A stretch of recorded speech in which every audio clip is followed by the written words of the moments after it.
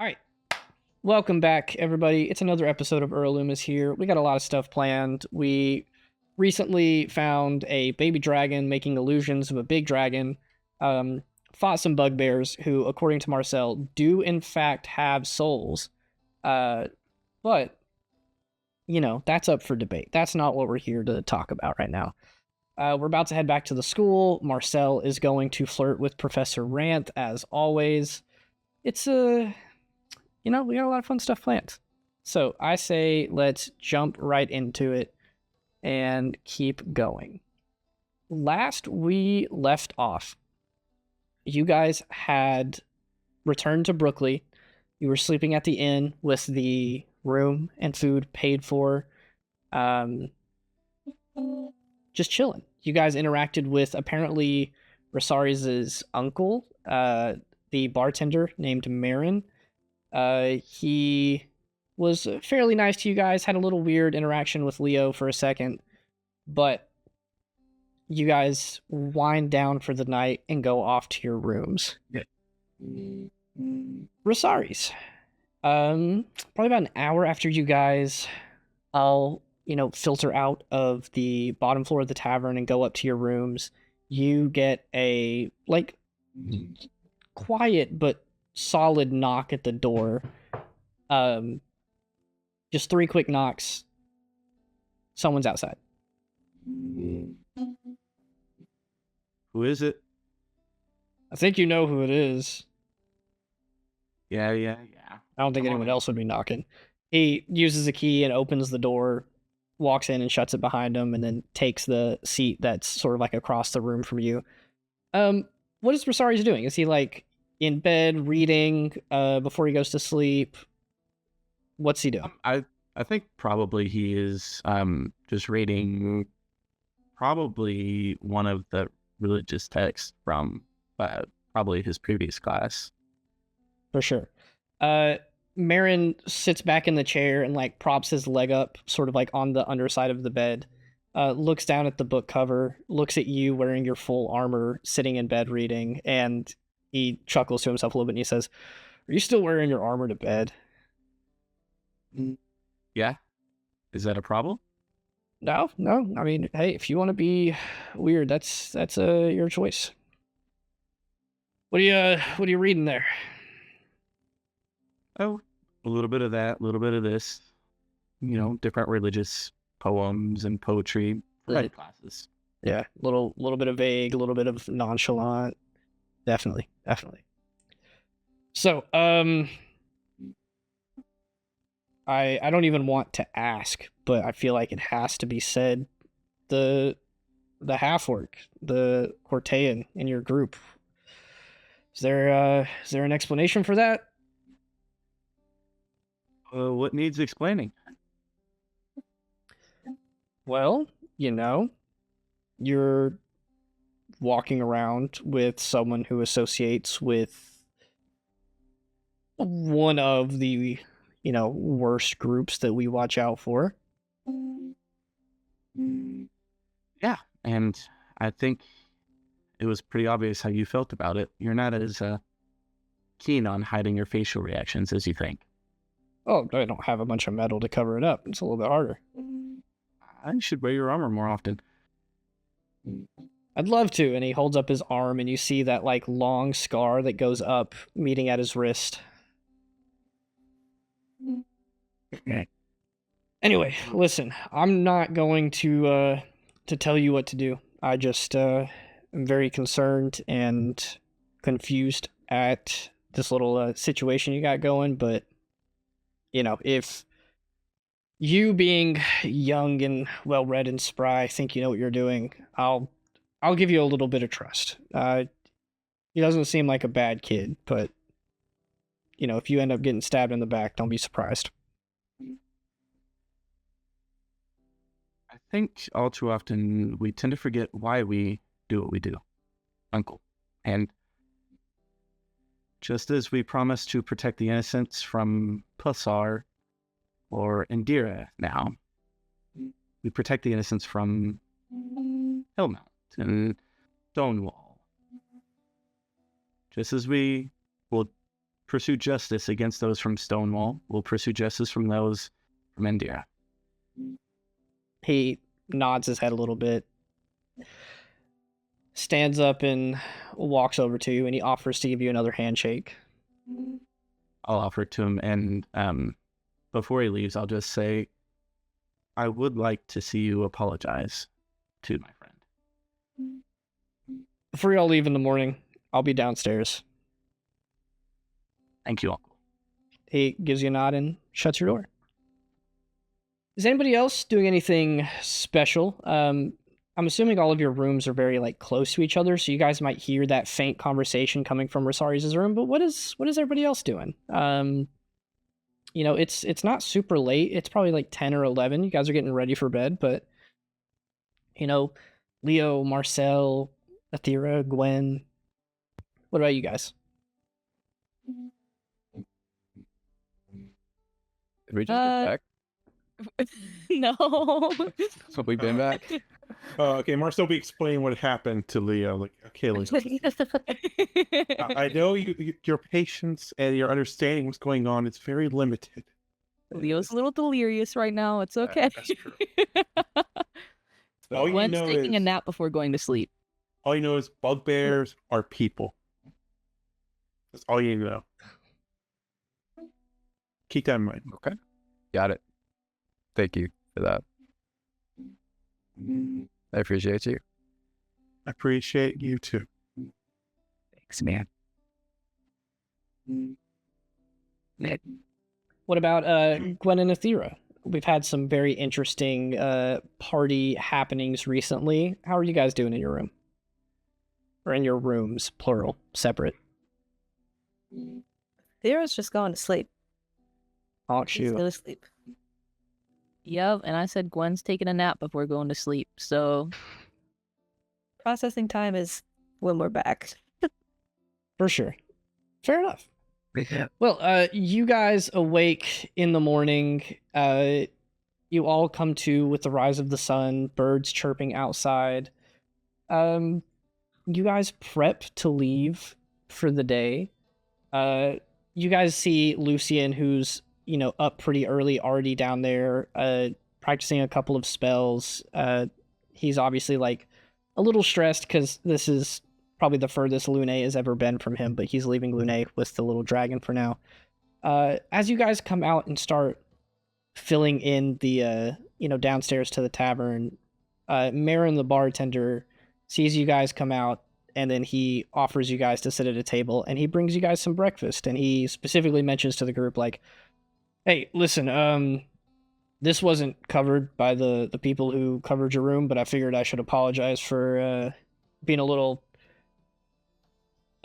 blunt with you. And he motions to Leo, and he very awkwardly is like, you know, didn't want to come off the wrong way, just don't have good blood with Cortans usually, but Rosari's vouches for you, so I'm not gonna hold it to you. I'm gonna shoot Rosari's a look. Shoot And then Rosari's? I'm gonna sleep. yeah, I thought you said you were going to shoot her. Sorry. No. He pulls out the Glock. Rosario, get down! No, and I'm just gonna say I understand. Thank you. Yeah, you know, just looking out for family, I guess. Don't want to see him end up getting hurt, but he kind of like gently claps you on the shoulder, and he's like, it doesn't seem like you're hurting too many people. I don't even see a weapon on you.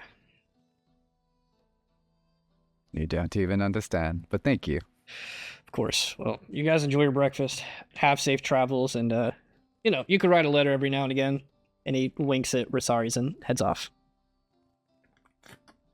I think he's interested in you. No.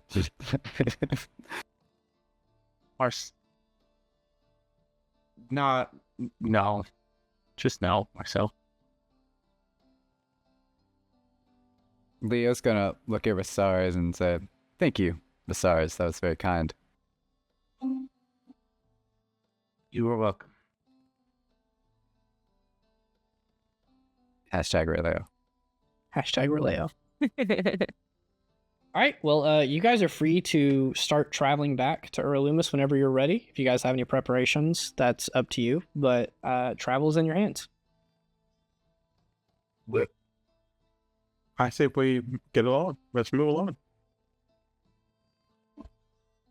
Yeah, Leo's got Any to disagreement? all this stuff. Ah, yes, all my stuff. Grab sword. Ready. Let's go. Onwards. All right. Well, with with Marcel leading the charge. Mastarius. Oh, I see someone has their own shipping in their mind. I got plans in my notes. Yeah, as you guys head out, Marcel leading the charge, you guys exit Brookley. Which route are you taking back to the school? Are you going back through the forest or are you going main roads? I guess main road. We don't really need to. To let you guys know and to pull up our little map here, you guys would have researched this beforehand, but the main roads out of Brookley will take longer to get back to Lumis. Like you can, following where we're at on Roll20 here, you can head around the forest or like go through Crag Pass here and go this way back to Lumis, but that will take significantly longer. Like if you guys leave now at like 8 in the morning, you won't be getting back until very late at night. Cutting through the forest like you guys did last time saves a lot of time. It only takes you guys like a couple hours to travel there, like cutting your time in half. So through the forest again? I would just go through the forest again. Yes. Go forest, yeah. Okay, let's go through the forest. All right, y'all tell me, how you traveling? Who's doing what? Are we sneaking? Are we just getting there fast? What's the travel? We're all crab walking. All right. I'm gonna roll myself a wisdom save. Sarah actually wild shapes into a crab and crab walks. It's amazing. That's cheating. It's Marcel just trying to crab walk. So to relay the standard D&D rules, there are 3 different ways you guys can travel on foot. Crab walk? Oh. There's 4 different ways you can travel on foot. There's standard, which I think is like 3 miles per hour, roughly. That's where you use your passive perception, but you're not sneaking. There's going slower, which is, I think, 2 miles an hour, which allows you to sneak. And then there is faster, which is, I think, 4 miles per hour. But again, all of these numbers are a little malleable. But that hinders your passive perception and makes it where you're moving faster, but you're a little easier to sneak up on. You want to just go normal? I'd say normal. Almost fine. All right. So you guys, Taking the Leo route. you guys, begin heading back through the forest down like sort of the same path you guys came from. You're seeing a lot of landmarks. You guys pass by a couple of like small rivers and things.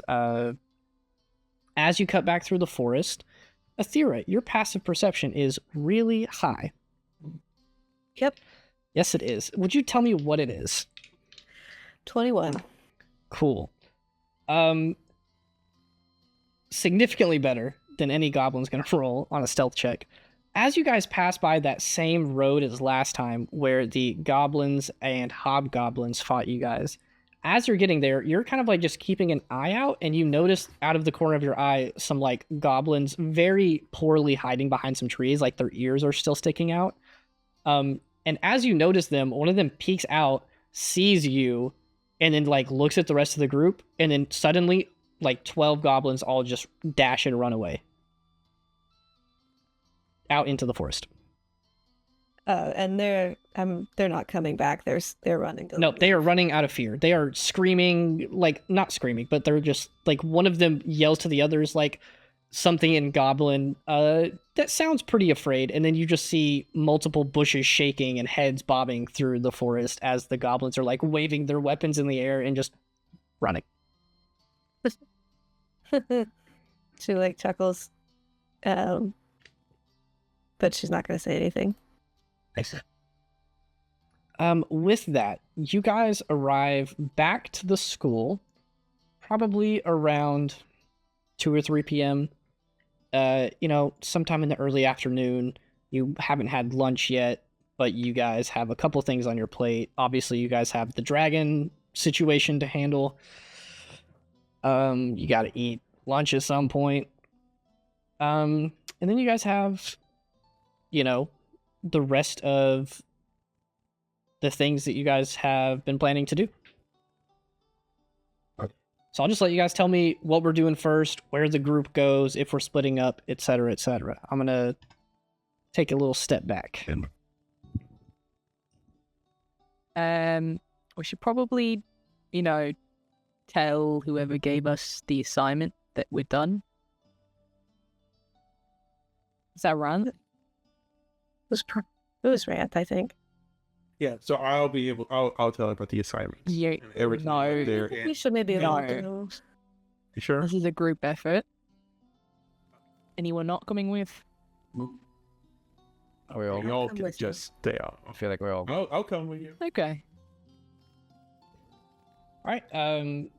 I assume Gwen leads the way, and you guys sort of head down to Professor Ranth's office down in the Rorsch Plaza. You knock on her door, and then like a minute later, it opens up, and she's wearing definitely not like ranger attire. Like she's not going to teach a class or anything. She's just kind of comfortably lounging in her office because I believe at this point it is Saturday, if I'm not mistaken, or Sunday, one of those two. She opens it and sees you guys, and she's just like, "Oh, hey, you guys are back. That was actually, you guys finished in the weekend. That's pretty impressive." Hey, We failed the Professor mission. Ranth. Good to see you again. She slightly shuts the door where she can't see Marcel. Oh, no. Oh. So, how did it go? Give me the full spiel. We failed it. Oh. Cool. No, just kidding. We took care of it. I mean, like most of it. We kind of need some help with something else, though. Sure. She raises an eyebrow at you. Should probably be discussed more privately, because it's a bit weird. She kind of like eyes the group and says, "Okay, do you guys want to come in?" Yeah, feel free to leave Marcel in the hall, though. Wait, what? Yeah, No. she opens the door for you guys, and you guys walk in from Rorsch Plaza into like the lower floor, which is her office. You guys know she lives upstairs in this little like house building thing, but downstairs it's just an office and like a place for her to keep classroom supplies and stuff. So she opens it, lets you guys in, starts to close it when Marcel's about to walk through, and then lets him in, Good choice. and then shuts the door behind you guys, and she just sits on her office desk and crosses her arms, and she says, "So, yeah, the mission was weird, you said?" Yeah, we took care of, like, the main bit. But there's, like, something else. I don't know, you know how dragons aren't supposed to be real? Spoken What? about the Dragonborn. I... Kind of. I mean, a lot of people think they're not real, but that's just because they haven't seen them. We live in a world where, magic exists, and you're walking around, so I don't think dragons existing is too far-fetched. Or, well, at least, like, extinct. I don't know, that's what I think. Mhm. But not anymore, because apparently there's a fucking dragon out there, so... And you're alive. Not just apparently. Because it's very small. Okay, see, you guys have to, like, give all the descriptions first. That way I'm not thinking that you guys just met, like, a full dragon and lived to tell about it. It's a child. Cool. That is awesome. That's really awesome. Where can I meet it?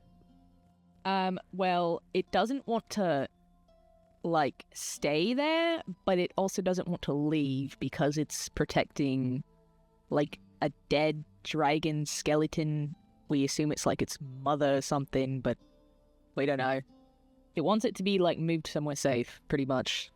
And we assume that you guys have the capability of doing so.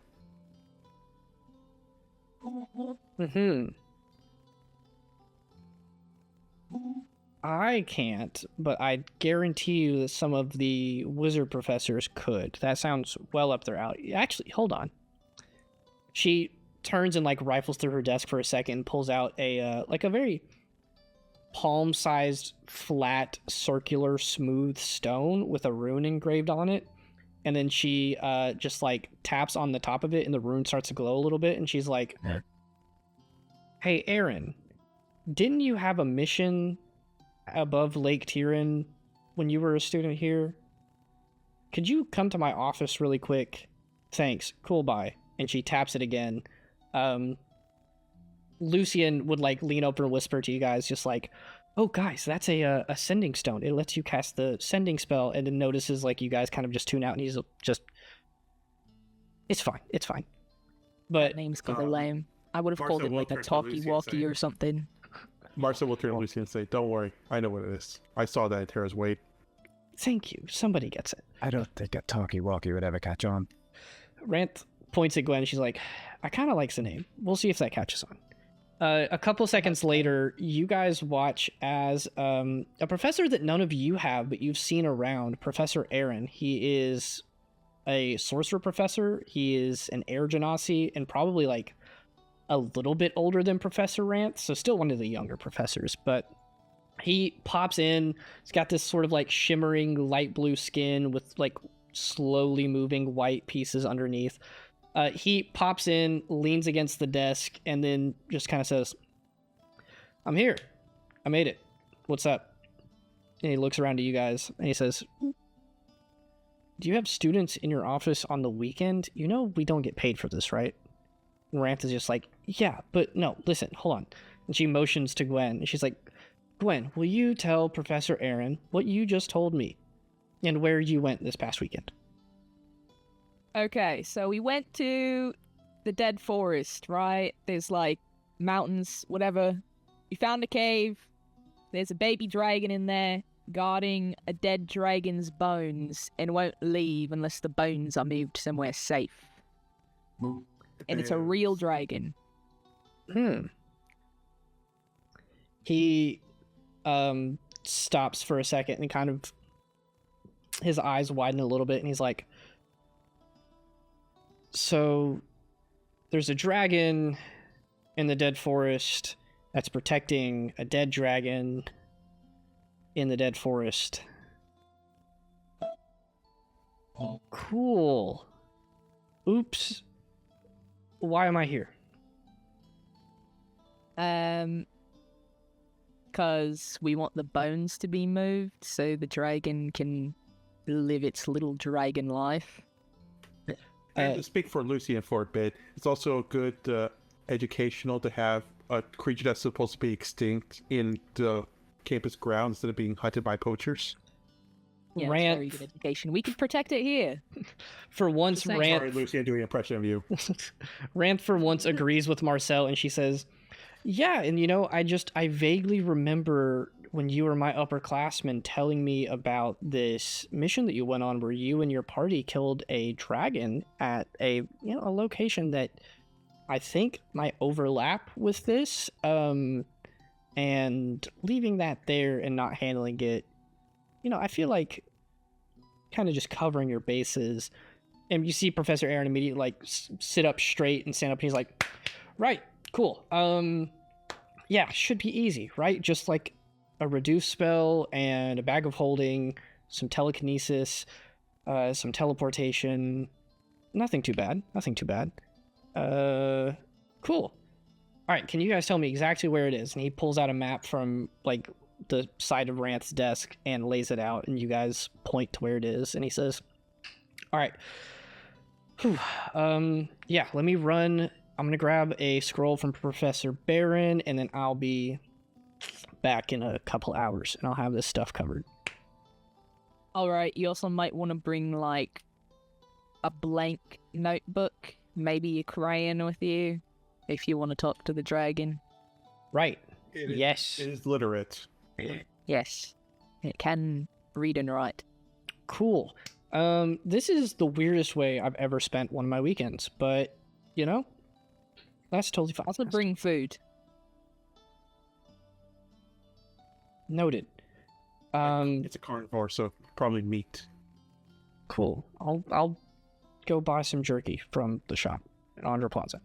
Sure. Yeah, I can get that handled. I'll be back with that later. What are we doing with it? Sorry, what'd you say? There was a fly on the wall and I kind of stopped paying attention for a second. What are we gonna do with this dragon skeleton? You know, we could maybe have a conversation with the dragon, see if there's anywhere it wants it particularly, or we can just figure something out with Lumis and see if there's anywhere safe he knows. Maybe his own office can fit it. I don't think a grown dragon's skeleton is gonna fit in anyone's office. Well, I mean, I expect he was that powerful that he would be able to, like, maybe do something to make his room bigger from the inside. I'd say we could maybe donate it to a museum, but that seems kind of morbid. Yeah. I tell you what, I will go get it. I'll be back. You guys figure out, like, some ideas of what we could do with it, but if you say this baby dragon might have some ideas, am I bringing that thing back with me? I mean, Uh, we can't just leave it there. yeah. You can bring it with you. Cool. I'll bring the notepad and crayon and I'll ask it. I'll get full, like, you know, written consent that I can kidnap this child. And, yeah, catch me in a couple hours. I'll meet you guys out on the island in the center of campus. Okay. Cool. Okay, bye. And he turns and does a little spell and teleports out. That was the I hope he's bluest not person one I've of my ever seen in future my life. teachers. That's a lot coming from you. I know. Ranth looks at you and she says, "Did you get distracted by a fly on the wall? Yeah. You know we live in a forest, right?" Yeah.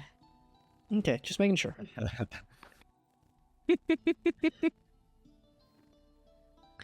Anyway, yeah, I'm glad that you guys succeeded. We haven't received payment quite yet for the mission, but as soon as we do, I'll let you know. You know, I'll see you guys around. I have Gwen in class. I'll see you in our, like, mission debriefings and stuff like that when you guys get sent out for your next one. So it'll be here at some point, but obviously I don't have it yet because you just got it done. Gwen, do you have something for Professor Ranth? Do I? The money? Okay, yeah. I mean, I was just gonna divvy that up with the group. But, good question, right? Are the people supposed to just, like, give the money directly to us, or are they supposed to send it to the school first? Oh, yeah, I'm so surprised that I didn't explain this to you guys beforehand. So, the way that it will typically work is there will be, like, a sort of bounty on all of these quests that is funded by either the person asking for it or the place, something along those lines. That money will get sent to the school. Any money you guys collect out while you're gone is fully yours. But when the money for the quest gets sent to the school takes a, you know, fairly large portion of it and then gives you each a cut as a party. Okay. So what you're saying is we don't get to keep this whole 25 gold? No, that's yours. Oh, shit. If someone handed it to you while you were off of school grounds, that's your money. Okay. Good to know. Yeah, I'm assuming that was just like some extra, you know, like a gift for whoever completed the mission, which, you know, some people will do. Some people are nice and will give you extra money on top of whatever is offered for the official mission. It's like a tip. It's like a tip. I can't believe I've agreed with Marcel twice today. Okay, yeah, if you guys need my help with anything, let me know. Otherwise, it sounds like you need to talk to one of the wizard professors, because if we're moving around dragon skeletons and putting them somewhere, that's going to require some hefty magic that I'm not capable of. Okay. Cool. Well, I'm glad you guys succeeded. I'm glad that you guys didn't, all mess up on your first mission. Not that I'm surprised you guys, won the party games and kind of embarrassed the other team a little bit. Not that they've said that. I wouldn't give student details away. I need to stop. It's the weekend. I'll see you guys later. See you in class tomorrow. Yeah, the real issue is just like some hobgoblins, so... Oh, yeah. That's not that bad for, you guys to handle. I'm sure that was fine. Yeah. Has there ever been like a time where you had a lower classman to face against thing that was way beyond their expected abilities? Very rarely. Typically, Loomis is the one who signs off on missions, and he will decide if it goes to first, second, third, or even our fourth years. And divination's pretty powerful. He doesn't know exactly what's going to happen on the mission most of the time, but he'll at least be able to tell us oh no, this should be fine for first years. Now, to be fair, the school has had some records of students passing away. I feel like not only as a staff member, but as your advisor, I am obligated to tell you that students have failed on missions before. It's complicated, but the school's never going to send you out on something that they know you're not qualified for. All right, thank you. Gwen, can you roll an insight check for me? Okay. Alrighty. The fly moved. She looks back from the fly to look at Ranth. What the fuck is my insight? Wait, There's a I think that's an automatic. Okay. Oh no, it's a 5. On a 5, I'm not gonna give you anything. You were distracted by the fly again and kept looking, and then Ranth had to move to get your attention. But she didn't say that. Oh, you. But Aethera, your passive insight is also kind of high, right? I know you're also a high wisdom character, and maybe Leo too. What's y'all's? My passive's 11. Mine's 16. Mine's 16 also. Cool. I would say that you guys pick up a little bit on there's that tinge of awkwardness when she says that students have died at Lumis before, but you're not quite sure if she's saying that because it's awkward to tell your students that, hey, there's a chance you could die on any mission, or if there's something that she's not specifically saying about it. But it doesn't seem like she's lying or really going crazy with it. You guys have relatively high scores, so you're able to pick up on that little bit of weirdness when she says it. But Well, yeah, at least if I die, I won't have family that misses me. So wow. Okay, I'm gonna That's so go. morbid. I'm gonna go take a nap. You guys enjoy the rest of your weekend. Again, I'll see you in class later. Goodbye. And she ushers you out of her office. Hi, Professor Ranth. Hi, Professor. Shut up. Goodbye. And she shuts the door, and you just hear a very faint "Oh my god" from inside her office. I feel like she gets a headache every time she talks to us. It's probably Gwen. Um, I just think No. she doesn't like Gwen that much. I've spoken to her plenty of times. All right, and she's been just fine. He does like the quotation, but sure. Definitely not you.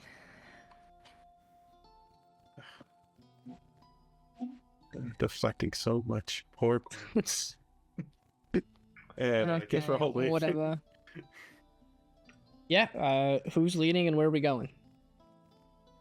Are we gonna talk to a wizard? Oh no, we could talk to a wizard. So I guess we're just going back to our dorms, right? I mean, I'm gonna talk to a wizard. Whether it's Beren or Lumis, someone. I'm gonna try to talk to Lumis.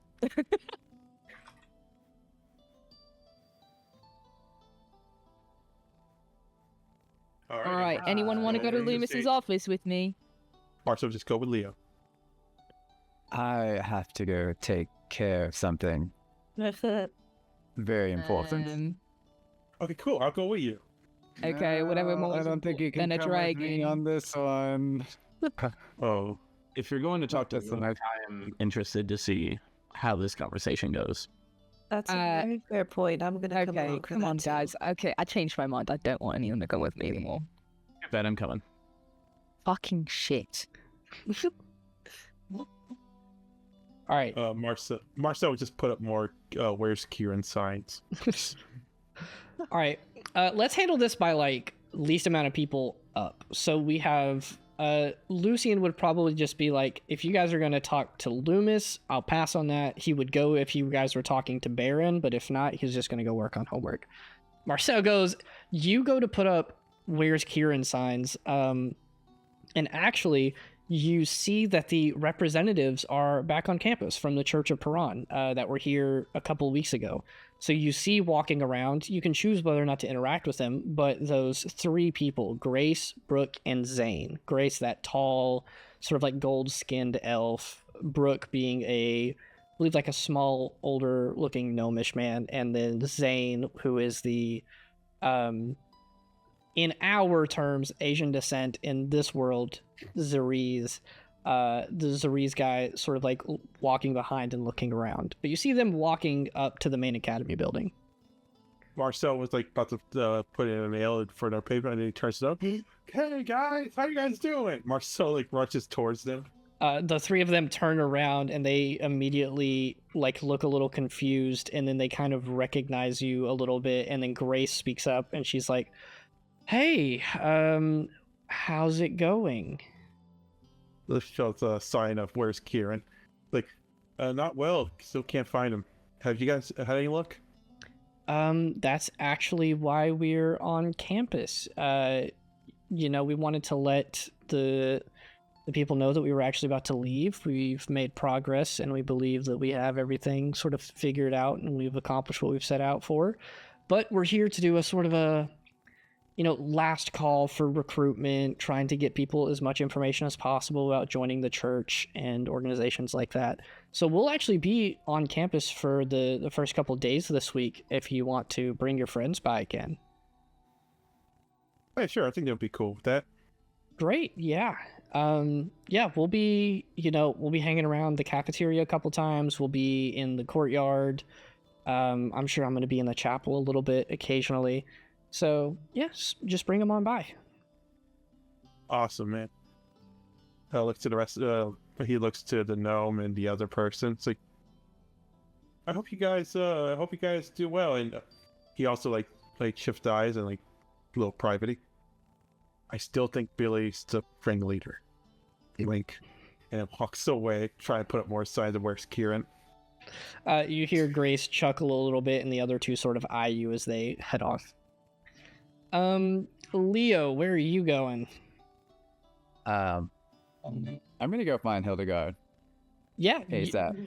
you guys are dating, so I'm not gonna make you like roll to search the campus for her. There's a couple of places she'd probably be. No, that's where Leo is. She could maybe be in Rorsch Plaza. She could maybe be in the library. I'm gonna ask you, where do you think Hildegard would be? Just like chilling on a weekend. Nobody else is really around. She's probably not hanging out with anybody. Where would she go to spend alone time? The plaza. Plaza, yeah. She is. You walk around and you find her in Rorsch Plaza, and she is like sitting on a bench right beside one of the buildings, looking through a little book of some of her homework. She is in front of the building with like the botany and plant related classes that she helped Athera with. So like there's these big windows and you see the plants behind her. She sees you coming and she immediately stands up, closes the book, holds it and smiles. She's like, "You're back. I miss..." Before you say anything, I just want you to know that I am so sorry. Mm-hmm. I have no real excuse for this. So, at first, I was very upset whenever, we didn't really talk much in the last couple days before you left, and then I found out from someone else that you left on a mission, and we hadn't seen each other almost all week, and then you didn't even say bye. But I simmered down. I calmed down. That little, like, half-orc twinge. My eye was twitching. But I'm okay. I'm fine. I accept your apology, and I'm glad that you apologized. But I'm not going to slap you like I originally thought I would. But she hugs you and motions for you to sit down with her at the bench. Well, this went better than expected. Well, yeah. I talked to some of my friends, and they said that maybe I shouldn't just lead with violence. I'm not prone to that anyway, but I don't know. I guess I'm very nice to people, and then I really, care about you. I know. It's weird. Anyway, Well, tell me all about the mission. Tell me everything. And you don't actually have to tell me everything, but we will say that you guys sit there on that bench talking for a while and catching up on the little bit of lost time. perfect. Last thing. We have, I believe, the rest of the group, save Lucian, going to see Director Lumis. So that would be Rosaris, Gwen, and Athera. No, Gwen, Rosaris, and Athera. Gwen's going first. Gwen's Okay, going first. Whatever. Sure. Yeah, you guys stroll up to the main academy building where Loomis's office is. You guys open it, and there is a woman there, Dean Rykard, who is at the desk. She's like the dean of essentially student trouble. Like, she handles any sort of issues with students, and I forget what the word is, but I think it starts with an R. She's sort of in charge of this. Rebellion. No, it's neither of those. I wanted to say reprimand, but that's not it. I forgot what it was. It was discipline. She handles student discipline. That's the word. That's a weird R word. Listen, English is my first language, and somehow I'm still bad at it. You guys go in, and she sees you come in, and she's like this kind of smaller, older lady, probably in her 50s, and she looks up with her large glasses on her face, and she just says, "Can I help you guys?" We want to talk to Professor Lumis Okay. about an endangered and very rare creature. So she pulls up a little document in the binder that she has on the desk, and she looks at it and she says, "I do not see an appointment scheduled for today. You guys will probably need to schedule one of those, or he sometimes schedules them ahead of time before you guys make the appointments, and I still don't see that in here. So No. Well, no one told us that we had to make an appointment, so Yeah, I it's think pretty I it's remember. pretty urgent. I think I remember somebody saying that. I Did you don't file know. one then, Athera? Well, no, I have no reason to talk to him.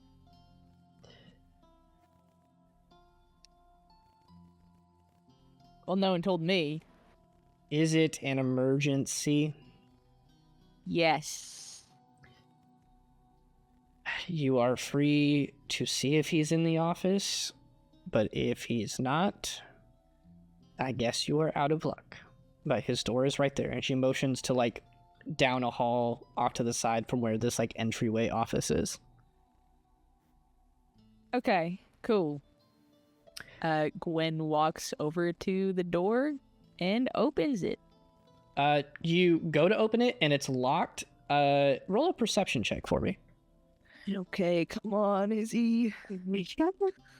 Okay, where's my perception? That is a 14. Cool, not too bad. Athera, your passive perception is higher than this by far. Yep. It's Gwen, you go and you start rattling the doorknob a little bit, and it takes you a second to realize that you hear noise coming from inside. And Athera, you already picked up on this, and you're probably giggling a little bit, but you hear singing coming from inside the office. It's very faint and almost kind of distant. but you hear the singing like stop as the doorknob rattles, and then you hear, "Who is it?" Some students. The door clicks and swings open, and you see Loomis standing there on top of his desk, with a like disappearing little magical thing from his hand as he just waves it away, and like the sparkles and dust remain in the air for a little bit, and he like wafts it, and he crosses his arms and he says, "What can I do for you?" Wow, he's so cool. And anyways, there's like an endangered creature we kind of need help with, if it's possible. Are you trying to endanger it more or less? Less. Okay, more specifically, we need help like moving dragon bones, like a whole ass adult dragon, and moving it somewhere safer, which we assume you might know somewhere that could be good to put something like that. He looks around his office. Much too small in here. We could just put it out on campus and scare people. Okay, maybe like a more respectable place. Also, I'm pretty sure the bones have a negative effect on the environment they're around, so that might not be. Oh yeah, all the plants and stuff I Wise. did there, so don't know if that has anything to do with it, but... And there's a live dragon to deal with, too. Yeah. There's a live dragon. Yeah, there's a live dragon. That was the endangered species bit. And you don't want to endanger it more? It sounds like we need to No. fight it immediately. It's just it's a child. I know we should have gone to Oh, Beren. easy prey. It's a little baby child. Yeah, it can't fight back. This is perfect. Okay, but no, listen. This thing can read and write and learn spells. Imagine having a Intelligent. student here. I could do that when I Right, was 6 imagine- months old. Listen. Imagine having a dragon as a student, right? Imagine what kind of, like, word you could get out about the school for having something like that. He furrows his Whoa. eyebrows and then like casts up a spell, and it's just a mirror in front of you, and he's like, done. No, but like an actual dragon. Imagine having like, what if it grows big enough and it's a teacher? Whoa, you have a dragon that's a teacher. That's fucking badass. Right? He hops down from his desk and then like sits back on it and thinks for a second, stroking his non-existent beard, and he says, I think you might have a point. I think having a dragon professor is just enough for me to like not immediately lose my shit over this. Yeah. This is incredible. And yeah, we could raise it here, right? And then it could maybe influence the dragon to not be a bad dragon. I could teach it divination magic. It will be my apprentice. I've decided. Okay. I don't know. You're pretty busy for that. Are you sure about that? I will ask Beren to make a copy of myself. Okay, maybe we should ask the dragon first who it wants to be with. Why would it not want to be my apprentice? I don't know. That is, What if it thinks you're like? it's like the I don't know. highest honor I could give it. It's teaching What it if it myself. thinks you're just like too busy and then you can't like take care of it like you're supposed to, and then it gets sad and depressed? And But lives if in its there's room and just two eats of me, food all the time and gets fat.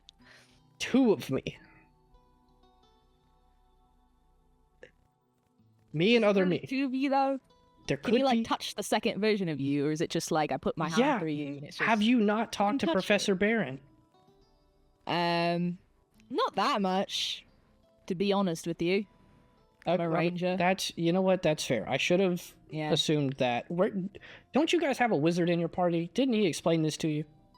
Yeah, I don't know where he went. He's somewhere on campus. Okay, well, listen. Beren. Little bit of information for you. Professor Beren, he's all cool and magical and stuff. Whoa, big deal. And he developed a spell to make it easier for him to work here at the school and get extra work done because he's a nerd. And he copied himself, and it's very, very expensive and very hard to do, but he did it. So there's two of him walking around. That's a little scary, I'm not gonna lie. Well, yeah, one stays in the office and does like research and stuff like that, and the other one teaches the classes. I don't remember which one's the real one. I'm going to be honest with you. Personally, I would use like the second one to go around and scaring other students, but That's a That's good just me. idea. mm-hmm. That's You what I should can do that teach with the your class. dragon to do. So far it really likes illusory magic. Oh, it'll be best friends with Cilia then. Be perfect. Well, listen, this is incredible. I will absolutely train this dragon. As far as the bones, I don't know, figure it out. Put them somewhere. We have a couple basements around here we could store them in. We could stand it up really high, like on its tail, and I could use some like transmutation magic to keep it held in place. That'd be kind of cool. Or we could just give it like some sort of burial on the grounds, maybe. But that's boring. We want to show it off. What if we do like a cool dragon-born funeral with fire and shit? Can you burn a dragon skeleton? No, not the skeleton, just like other shit, like ceremonial. Why would you burn other Bullshit. shit for the dragon skeleton? Because fire's cool. He thinks for a second. He says, hold on. And then he snaps his fingers and you guys teleport out into the courtyard in the central building. And all of you are like just scrambling and looking around. And he just points up to the North Tower. That is like the place where all the magic classes are held. It's like 5 or 6 stories tall. And he points up and he's like, let's just put it up there. You see Marcel trying to is putting up a Kieran poster. Oh, hey guys, how you guys doing? Hey, Marcel. Hi, Marcel. Hey, Director Lumis. Sup? We could also maybe just ask the dragon where it wants the dragon to go. I don't know. Is the dragon here yet? No. Didn't think so. I say we put it up there. Like, That looks on pretty the tower? badass. Yeah, like on the tower. It's gonna make the magic classes look super cool. I don't I think the agree. dragon will I like think that. that's something we maybe need to consider. Marcel Good idea, agrees. Director Lumis. Thank you. This is why you're my favorite. You're my favorite too. But Don't lie to I me. would say as long as you don't want an angry baby dragon, maybe we should just give it like some sort of proper burial. Or keep it in a basement somewhere. Okay, fine. 2 options. Burial or on the tower. We'll see what the dragon wants. We'll just handle that All right. when we get around to that. So, do I need to go pick up this dragon skeleton or what? I mean, it'd probably be easier for you. There's a student who went down there, forgot his name, but he's blue. I think that was a Aeren. professor. Professor. I was a Aeren. professor. Professor Aeren? He Yeah. doesn't look old enough to be. Yeah, that guy. Yeah, he's a sorcery I don't professor. know. There's some old students here. It's weird. He Hey. was a student here. Same thing. Anyways, he's over there doing stuff, I guess. Oh, well, I'll let him handle the hard work part. I will do the fun part of putting the dragon skeleton where I want it and training the young baby dragon to scare people with illusion magic. Okay. Also, I feel like, right? Mhm. The dragon should definitely maybe like choose who it wants to stay with, maybe dorm with, right? A dragon in the dorms. Mm-hmm. It will have to pay tuition. Think of all the morale it will give all the students. I feel like that's tuition enough. I'm very disappointed here. You guys didn't laugh at my joke. You don't pay tuition. Oh shit. Did we not? No. No, we don't. Have you been paying tuition? No, I just thought I got here on like a special orphan thing where I don't have to pay any money. He pats you on the head and he says, if you would like to keep believing that, that's totally fine. Anyway, I will wait for Professor Aeren to get here. I will know when he's back on campus. I will find him and we will handle this ourselves. I will contact you then. I got this covered. Dragon skeleton, that's cool as shit. All right, bye. And he teleports away, leaving you guys in the plaza. He didn't even know we were Lumis? worrying about a dragon skeleton. How does he know everything? Divination wizard.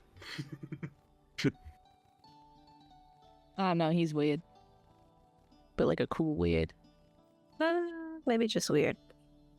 No, he's pretty cool.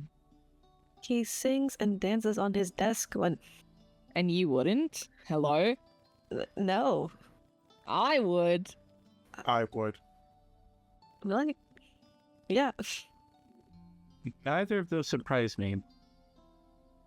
Anyways, are y'all hungry? You guys get here. Yeah, I'm I'm fucking actually starving. hungry, yeah. So, Leo's probably getting a lashing right now, so do we just want to go to the mess hall? Sure. He might be there dejected looking. We can Looking at a lashing does kind of sound fun, though.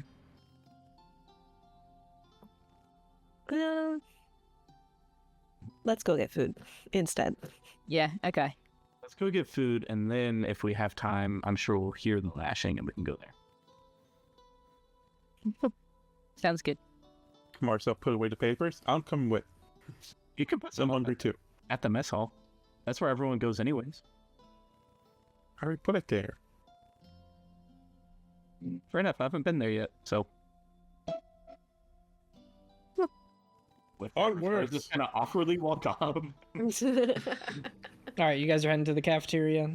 Yeah. Cool. You guys go, you eat lunch. I'm going to assume that Leo and Hildegard at this point are also going to eat lunch, so you guys kind of like see each other in the cafeteria. Everyone sort of reconvenes. Yeah, you guys all sit down to eat with each other and have a couple, I guess like an hour or two before Professor Aeren gets back with this dragon skeleton. You guys just see a bunch of where's Kieran paper flyers everywhere. Like a lot of them are like upside down, some are diagonal, some are like really high, some are like extremely low on floor. You did put some up. That's good to know. You see Marcel's trying to put one behind Rosaria's armor. Please don't. Leo, how much did you tell Hildegard about the mission? Give me like the breakdown. Did you tell her everything about the dragon and everything, or did you just say you fought some bugbears? Well, I told her everything. Hell yeah. You guys sit down for lunch, and then Leo and Hildegard, you guys end up joining. And Hildegard immediately like looks to all of you guys, and she's like, "So, Leo says you guys found a dragon?" Yeah, it was adorable. Yes, it was. Here's a I thought it was flyer supposed for to be a Kieran. secret Have you for seen it? right now. Oh, thank you so much. No, I haven't seen Kieran actually. I almost forgot he existed. But thanks. And Gwen, I don't think it's going to be much of a secret. It's I know it's But like there- just like Director Lumis is going to get it, and he's going to find a way to broadcast that to the world. He's probably already telling everyone. yeah, Prob- but just like you know, That's what I would right have now. Kieran's flyers about the baby dragon already from Director Lumis. Do what? Are there any flyers about the baby dragon next to Kieran's posters already from Director Lumis? Not yet, but you definitely assume that at some point there will be like, come to the North Tower, check out this cool ass dragon. Beautiful. That's so street. That's what Marcel would have done.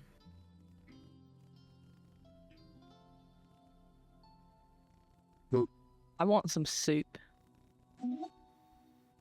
Let's into the half soup. Let's into the match hall.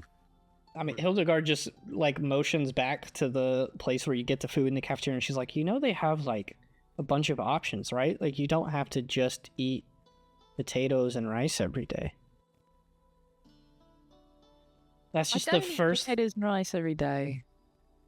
Well, I mean, that's the first thing in the line, and most people just kind of like get that because it's there. But there's a sandwich bar, there's a soup and salad bar. I usually put like a little bit of everything on my plate, to be honest with you. You put soup on a plate? Yeah, like mix it with some of your other food and then just put it in your mouth. Okay. It's pretty good. Beautiful. So, Leo, how's the anything else? Pretty I'm good. still looking for Kieran. So there's that. Yeah, did you guys find any information on that? Yeah. The three guys came back. The What three they said. guys? Oh no, there's one. There's a woman. Sorry. One was a gnome. The Grace The human church person. people. Oh. And yeah, Marcel's not gonna say that. I guess he keeps forgetting that they're church people. Yeah. And another guy. Remember them? They're fun. What'd they say? Oh, like they would like to speak to us. About what? Probably about baby Kieran. Okay. Are they gonna give me more money? Maybe. Wait, do they know what Kieran is? I think they said they had some sort of lead. Okay. Well, then I feel like this should take priority right now, correct? Oh, yeah, we're still eating. I Well- think food is priority. Yeah. Food is the biggest priority of all. All right. Can't Well, then- deal with a church with an empty stomach. I'm going to give you that one, myself. Well, then I guess let's check into that after we're done eating. Yeah. All right. Hey, yeah, I think that sounds like a good idea. We still have some time to kill before whatever happens, right? The old dragon thing. Yeah, I'll meet you guys back at the center island. Rosari's gonna get up and try to go find Kata. At this point, Hildegard nudges Leo and she's like, "Hey, am I gonna get to meet this dragon?" I don't know yet. We're still trying to figure out what to do with it. As they're talking, Gwen's gonna just try to steal like a piece of cornbread off of Leo's plate. How do you know I eat cornbread?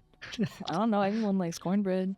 I really want to leave this up to a roll. Let's do sleight of hand against perception. Oh shit. Both of you should be relatively good at these. I rolled an 18. I got an 8. Yes. What are you doing? I thought Leo's Nothing? gonna grab his fork and just stab. What? Are you trying to take my cornbread? I was gonna take like a little piece off the corner and just pop it in my mouth. No. Hildegard takes off the piece of cornbread from her plate and like slides it over, and she says, "Here, Gwen, you can have mine. I wasn't gonna eat this." Like, Marcel will switch fuck you, Leo. cornbread from him and Leo's. Here you go. You can have my cornbread. I'm gonna take yours, Leo. She fed us bad cookies. I just want you to know that.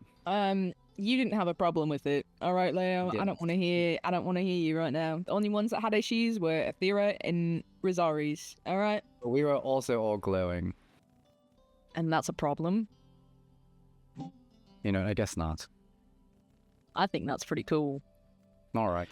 Hildegard looks over to you, Gwen. She's like, "Did you not learn anything from our cooking class? What did you do?" I put some pollen in there from the Pollen? garden. Listen, okay. Pollen, it has protein in it. All right. I know from back home, full of protein, pretty sweet tasting too. Where do you Alright. live? In a flower? No. It was like a magical forest thing area. And apparently they eat pollen. And apparently they eat pollen. Cool. Well, hey, I'm gonna not do that. Listen, it was good to see you guys again. I'm really excited about this whole dragon thing. Leo, I expect an update on that later. I have to go finish a project with some of my classmates, and my party. We're also being sent out on a mission soon, so we're doing some research together. So I'm gonna go like tackle some of that really quick. But hopefully I'll see you guys later. So have fun eating pollen cookies. It sounds like you guys are having a great time. Blast. All right.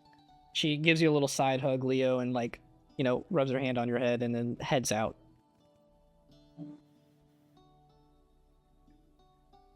Gwen wants to go talk to Professor Beren.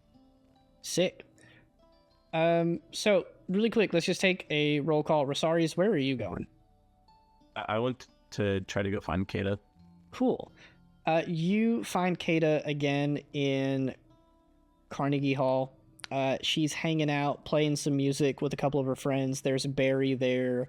There's a couple other bards that you don't quite recognize completely, but she's chilling there and she sees you come up and she's like, "Sup, nerds? Heard you got sent out on a mission." Yeah. I think the fun part's gonna begin in about an hour. Do you mind if I wait here with you? Yeah. No harm, no foul. She looks around. I think Lumis will be putting on quite a party later on. You bards might enjoy it. Word. We will have to check that out. That sounds fun. Sure. Yeah, you can hang out. How was the mission? That's good. Little tension, but new party. We're making it work. She raises an eyebrow and then, kind of knowing that she's in a group full of people, doesn't pry on it too much. And she's just like, yeah, well, I mean, your group does have history, so can't say I'm too surprised. Yeah.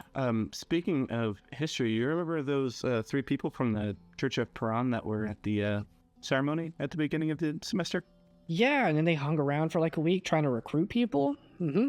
Yeah, they're back on campus. Oh, fantastic.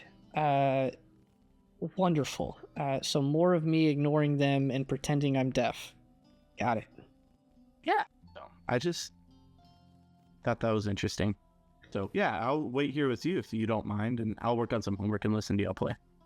Sure, fine by me. And you hang out with them. Okay. Everybody else, just give me a quick rundown. If you're not doing anything specific, you can just kind of like do a small little downtime activity. We'll just go in order right here. Athera, what about you? Oh wait, she said she'll be right back. Yep, she's literally just messaged. She said she's going to go to her room, check on her plants, and hang out there until the group gets back together for whatever's next. Fantastic. Gwen, you got about 2 hours to kill. What are you doing? I'm going to Professor Beren's office. Sick. Are Leo, Marcel, or either of you joining for that, or do you have other things you want to do? Well, originally I thought we were going to go talk to the Church Braun people, but I guess... I didn't tell anyone I was going there, but like, if someone wants to follow me, they can. Okay, word. So yeah, you guys don't know she's going to Beren, but I will just ask really quick, Leo, Marcel, what are you guys planning to do? I'm Go out gonna, for drinks? fuck it, let's go out for drinks. Yeah! High five. Leo and Marcel head for drinks. Well, Marcel will retell as many awesome adventures and Terra's wake during that break. Sick. Yeah, so you guys go There out was for some like 5 drinks. guys, and I killed them all. And it was horrible. I said, like, no, and they just kept trying to attack me. Like, I told them not to attack me, and they kept trying to attack me. Nothing wrong with me, I gave, like, so many chances. I will say really quick, before we actually get to Gwen's thing, that Leo, as you guys are out getting some drinks, you see your roommate who comes up to talk to you, Sivik. And again, I'll just pull up his picture really quick. He's that, like, kind of smaller, like, he's like 5'8", 5'9". He got, like, the curly blonde hair, very, like, I guess, like, chiseled features, but a very boyish face. He walks up to you and he's like, "Yo, Leo, where you been? You were gone for, like, 3 or 4 days." We were on mission. Oh, that's cool. I thought you guys disappeared like your old party member. Heard about that. Right. Do you know anything about that? I wish I did. I really like being in the know about things, but sadly for this one, I am fresh out of knowledge there, pal. Hey, I did want to let you know, you got a couple of letters. They brought them by the room because I guess you were gone, and they dropped them off and they left them on your nightstand. So I figured I'd just let you know. I promise I didn't open them. Thank you. I appreciate that. Of course. Anyway, are you guys drinking? We having fun here? Yeah. We are. Do you want to join us? I would love to join. Perfect. Let's go. And then First one's on me. he looks at you and he was like, "Second one's on me." Hey. Third one's on Leo. What? Yeah. He high fives you, Marcel, and you guys go back to drinking. Gwen, you head off to Professor Beren's office, Beren Tower, up in the northernmost part of campus. You give a knock on the door, and then that little animated gargoyle door knocker immediately just coughs up and spits out. Just, who is it? You need some water? No one's ever asked that before. Yes. I can give you some. Okay, here you go. You pour water on it, and it just kind of like gurgles and. That was fantastic. Thank you. You're welcome. Anyway, I still can't let you in yet. Who are you? I'm Gwen. I'm here to see Professor Beren. He goes de-animated for a second and then reanimates a couple seconds later, and he says, "All right, Beren said you can come in. Go ahead." And then the door clicks open and swings, and you are able to go into Beren Tower. He is up. I would say he is up on a specific floor, but he is actually on two separate floors right now. The first floor is just like an entryway, almost like a little study relaxation area where I guess you could like hang out and like sit in a chair and read a book. He is both on the second floor and the third floor, which is the office and the bedroom. So you head up to the office, and Beren waves you over, and he says, "Oh, yes, Gwen, right?" Yes, sir. So I told Professor Lumis that I found a baby dragon, which is true, that exists, and he wants to like keep it for himself and teach it weird things. And I was wondering if maybe since I found it, right, and the dragon seemed to really like me, if you could maybe convince Lumis to let me take it on instead of himself. He was like, I can just make a copy of myself and make it do all this stuff. No, he cannot. That is something that he has yet to actually master. But he adjusts his glasses and looks up from like the scroll that he's working on, and he says, "Gwen, I think it's about time I teach you an ancient elven law that once called out, Lumis will follow. It is called Finders Keepers. If you tell this to him, he will absolutely abide by it. If you found the dragon, rightfully it is yours." Okay. Cool. Great. Thank you. Yes, of course. I look forward to seeing this all play out. I was told you guys were going on mission. I assume this is a result of that. Yeah. There was like a dead dragon and the baby. And they were hobgoblins. That's pretty much it. Excellent. Nothing too far out of the, realm of your potential. So I did have a question I would like to run by you. Professor Ranth and I have been discussing potential changes to the first-year class system. We had a couple of people potentially change parties. Would you and your group, in the absence of Kieran, be open to receiving another member of the party? I know you guys had some troubles before maintaining the cohesiveness of your group.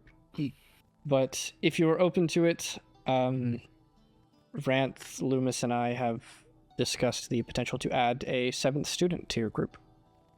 Are they a druid? No. Okay, works for me. Interesting. Right, well... I do have a question for you real quick, if you don't mind. Yeah, absolutely. Is this the real you, or is this your copy? Well, that is a tough thing to really discuss. I will try to explain this in terms that lack arcane terminology that is beyond that of most students, let alone non-arcane students. my copy and I, due to another spell, share a psychic connection. And though it acts independently, we both share memories and consciousness. The only real difference is the capability of one or the other. Okay, but is this the original you? Is that This is the original. Whenever I am doing work that requires magical expenditure, the real me. Cool. All right, Professor Lumis told me that he didn't know the difference between you two, so I sure hope not. It saves me many headaches. Oh, and do you, perchance, maybe know about any maybe dragonborn or dragon type of magic at all? So I want to learn about that. Dragonborn magic. Yeah. Well, there is that of sorcerers who are related to dragons, but that has much more to do with magical ancestry than it does dragonborn specifically. But if you were looking into that, we do have a couple students who you might be interested in talking to. Breva Dale would be one. She is an upperclassman sorcerer. She comes from a dragonborn lineage who potentially could tap into this dragonborn magic, as you call it. He racks his brain for a moment as I pull up my list of students really quick. Where are my... Well. So if you would like to study dragonborns in specific, we do have a couple of dragonborn students here, but there is one potential lead that I might have for you. But if you're going more on the magic side of things, I would suggest talking to some of the sorcerers. He writes you a short list. There are 3 students at the school right now who are draconic bloodline sorcerers. There is Elegnos Jurai, Elise Morrigan, who are both second years, and then Breva Dale is a third year. And he says, Okay. essentially, you're going down 2 different paths and trying to like marry the 2, and he doesn't have a specific route for that, but he gives you those 3, and he gives you one more lead, which is from another Dragonborn student, whose name you recognize, Rolaris Delmeyer. And Beren says he comes from a place where the dragon ancestry of Dragonborns is very, very revered and like valued. So that could be something to look into. And then he even points out one more name for you, a third little thread for you to follow. And he says, your roommate, Delphina Rosselli Okadani, she is actually, her family, I guess not her, but her family is from Azir, which is a continent where dragons are effectively worshipped. And there, dragonborn magic is a huge, or not dragonborn magic, but dragon magic is a huge, huge thing. So he says, look into those, kind of, do some research, see what you can find out. Okay, because back home I would see like people using magic that I haven't really seen here before with like their archery and stuff. I've only seen back home, but unfortunately I can't really learn any of that anymore, so I've just been trying to find stuff. Well, I would potentially suggest, would you mind detailing me where you were from and where you saw this? I'm from Mount Keenma in Aorsha. In Aorsha, yes. Well, the couple of things I could tell you then is we do have a professor you know well. Professor Ranth is from Aorsha, but also perhaps visiting Aorsha at some point and going to one of the kingdoms where rangers are very prevalent could give you some insight into this. Alright. Well, maybe if you could, I don't know, help kickstart a mission over there, that could maybe be helpful. I don't even know if you can do that, but...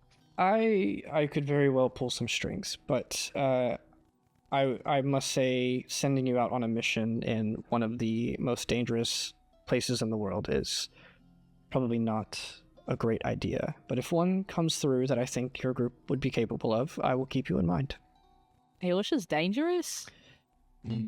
Yes, you're from there. You should know that. I mean, I'm kind of used to it, I guess, but I guess Perhaps. the animals here are kind of lackluster, huh? Incredible. But anyways, thank you so much, and Of course. maybe you should give your little knocker guy on your door some water on occasion. I gave him some. He seemed pretty happy about that. He would rust. Well, I will have to. too late, so I can use a little bit of magic to fix Maybe- it. Don't worry. feed him some oil instead. Oh, I don't know. I don't have oil on hand. I will attempt to make time for it. Thank you. Okay, thanks again. Bye. He gives you a nod, and you head out. All right. I'll say probably the last thing before we go ahead and jump on break is I hinted at Leo. You have some letters in your room. You're out for drinks right now with Marcel and Sivik. So I'll give you the option. You can either sit out with them for the 2 hours and kind of have fun, or you can go back to your room and see what they say right now. I'm going to excuse myself and go check these letters out. Cool. Sivik waves bye to you, and he says, "See you later. You know, I cleaned the room while you were gone. You're welcome." And there'll be like 10 empty mugs in front of Marcel. Marcel, like, hitting the table. One more. Bartender says, "Absolutely not." Do you know all the stuff I did? I am kind of good at stuff. That's what I said. Right, Leo? That's what... Yeah. You're Sivik great. picks up Marcel, Marcel, like, walking over the away. shoulder, and he's like, "Let's get you home, buddy. Let's get you home." You're a less green Leo. I'll call you less green Leo. Okay, buddy. That's great. Leo, you get back to your room, and you have two, like, letters. One of them is a formal, like, in an envelope letter, and it is from Zane. And the other one is just, like, a quick little note, like, it was scrawled on, like, a half piece of paper and left there, from Lucilda. Which one do you want to read first? Lucilda. For sure. You pick it up, and it's just like a half sheet of paper folded in half, and it says, "Hey, Leo, I've been spending a lot of time outside of training, thinking and meditating, praying to Corteus, and going over some of the stuff the church taught us. At the end of the day, protecting people is important, and no matter what, we should stand by that. I hope you are spending time in prayer, too. I think that through all my exertion, training, and thought, I may have finally started to tap into what some of the people at the church talk about, like Zane. And you can see there that she started to write Zane's full name, Gazanik, but scratched it out and wrote Zane instead. You should try it out, even if you aren't really doing the whole combat thing. If you want help, you should show up to the next religious club meeting. They're surprisingly cool, and Christina can help you a lot if you're struggling, but I know that's not really you. If not, next time there's a storm, you could always go outside and really focus on it, really feel it, and try to contact Corteus like that. You got this, buddy. Good luck." All right, I'm gonna put that one away and then check out this one from Zane. Cool. Message from Zane. It says, "Hey, Dork. Just wanted to remind you that my graduation is in a few weeks, and we're all really hoping to see you there. Again, I'm not trying to change your mind. Just want my little brother there on my big day. Mom wants me to say that she loves and misses you, and like I said in my last letter, Dad does too. Miss you, man. P.S. You owe me a gold piece. I caught Dad reading one of your books that you left. I've never seen his green skin turn more pink." Perfect. I'm gonna place both these letters inside of a book to keep for later. Sure. You set him off to the side, and to let you know, his graduation is the 14th of Cresana, which is a little less than 2 months away. As of right now, today is, I believe, if it's not already, I'm just going to say a little bit of time has passed, the 25th of Primana, which is like January. And this is happening in March, 14th of March. So, a little under 2 months. It's over your spring break. It's like the day before you guys have to come back. Okay. Cool. But yeah, those are your 2 letters. With that, I think that is a good spot to take a break. We will come back with Professor Aeren bringing the dragon skeleton and the baby dragon back, and we will pick up from there. So we will see you guys here in just a minute.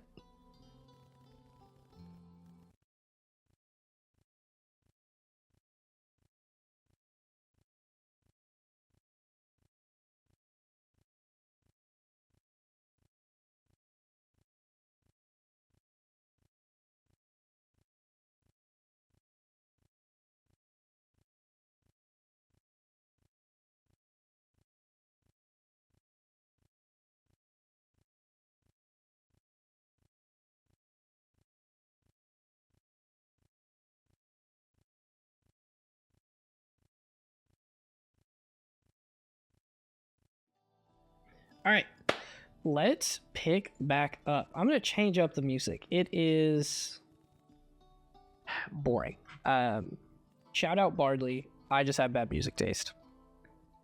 All right. So, all of you guys eventually convene on the center island of campus. You are awaiting Professor Aeren. He should be showing up at any point. You guys are sitting there. Professor Ranth rolls up, waves to you guys, and sits down like under a tree and waits with you. Lumis may show up at some point, and then maybe the real Beren, maybe a different Beren, who knows. One of them also shows up. And then, as you guys are sitting there, Professor Beren and Ranth are talking. Professor Aeren shows up, a little bit sweaty, a little covered in dirt. His like faded red and gray robes are like stained with soil, and he's sitting there with a very large leather bag strapped over his shoulder. He's panting a little bit, and he says, "I did it." Also, and then from behind his back, the little dragon crawls up and like perches on his shoulder and just waves at you guys. Immediately, Ranth and Beren are enamored, but like quietly so. Ranth goes up and she's just like, "Oh my god, it's the cutest little thing." And Beren is just kind of that wizardy, like, very interesting. What a wonderful specimen. But Hi, big scary monster black dragon. it waves to you. It hops down on the ground and then looks at everybody. And then Aeren is like, "Okay, so all of the bones are in here. It was very tough to get this little guy to agree to this because we had to like kind of stuff him in there. But I promise you, we can put them back in the right order. It's not going to be that hard. What are we doing with this? That took a lot of effort to get them in here. It's going to be just as much effort to get them out." Well, Professor Lumis said that the baby dragon's gonna decide between either putting the skeleton up on one of the mage tower things or having a burial. Lumis appears like just a foot away from Aeren and like scares the hell out of him. And Lumis says, "I said no such thing." Yes, you did. Lumis looks down at the baby dragon. He says, "You are my new apprentice. You will study under the greatest wizard of our age and learn how to prank people." And then the dragon just stares at him blankly. And Aeren... Awesome. Can I offer for like the dragon to like hop up on me? Sure, yeah. I'm going to say give me an animal handling check. Oh. Can I do a drunk animal handling check? Oh, okay. 30-20. 30-20. Yeah, you like lean your arm down towards the dragon, who immediately like jumps, and the dragon can't fly, but it like flaps its wings to jump a little bit higher and like lands on your arm and scurries up to your shoulder. Professor Lumis. It is Director Lumis. Thank you. Director Lumis. Sorry, I forgot the other word because I'm not very smart in the brain. But That's true. you would make a Yeah. great wizard. would I? I believe so. Oh my god. Anyways, Director Lumis. I Yes. hereby declare an ancient elven law. Do you? As a non-elf? Yup. I could have elf in me. I don't know. Anyways, finders keepers. He snaps his finger and puts his hands on his hips and he says, "Did Beren tell you this?" Maybe. Beren just kind of like looks away and doesn't say anything. Professor Aeren like holds his hands out and he's like, "Hey, guys, I have a dragon skeleton in a bag. Can we do something with that?" Maybe. Yeah. Gwen's gonna pull that coloring book back out of her bag. With a broken crayon. You hand it to the dragon who takes it. Yeah, I'm gonna put and it just on the ground for the dragon. Yeah, he hops down and he looks at you like he has no idea what he's supposed to write. Alright. So do you want the dragon to be buried somewhere?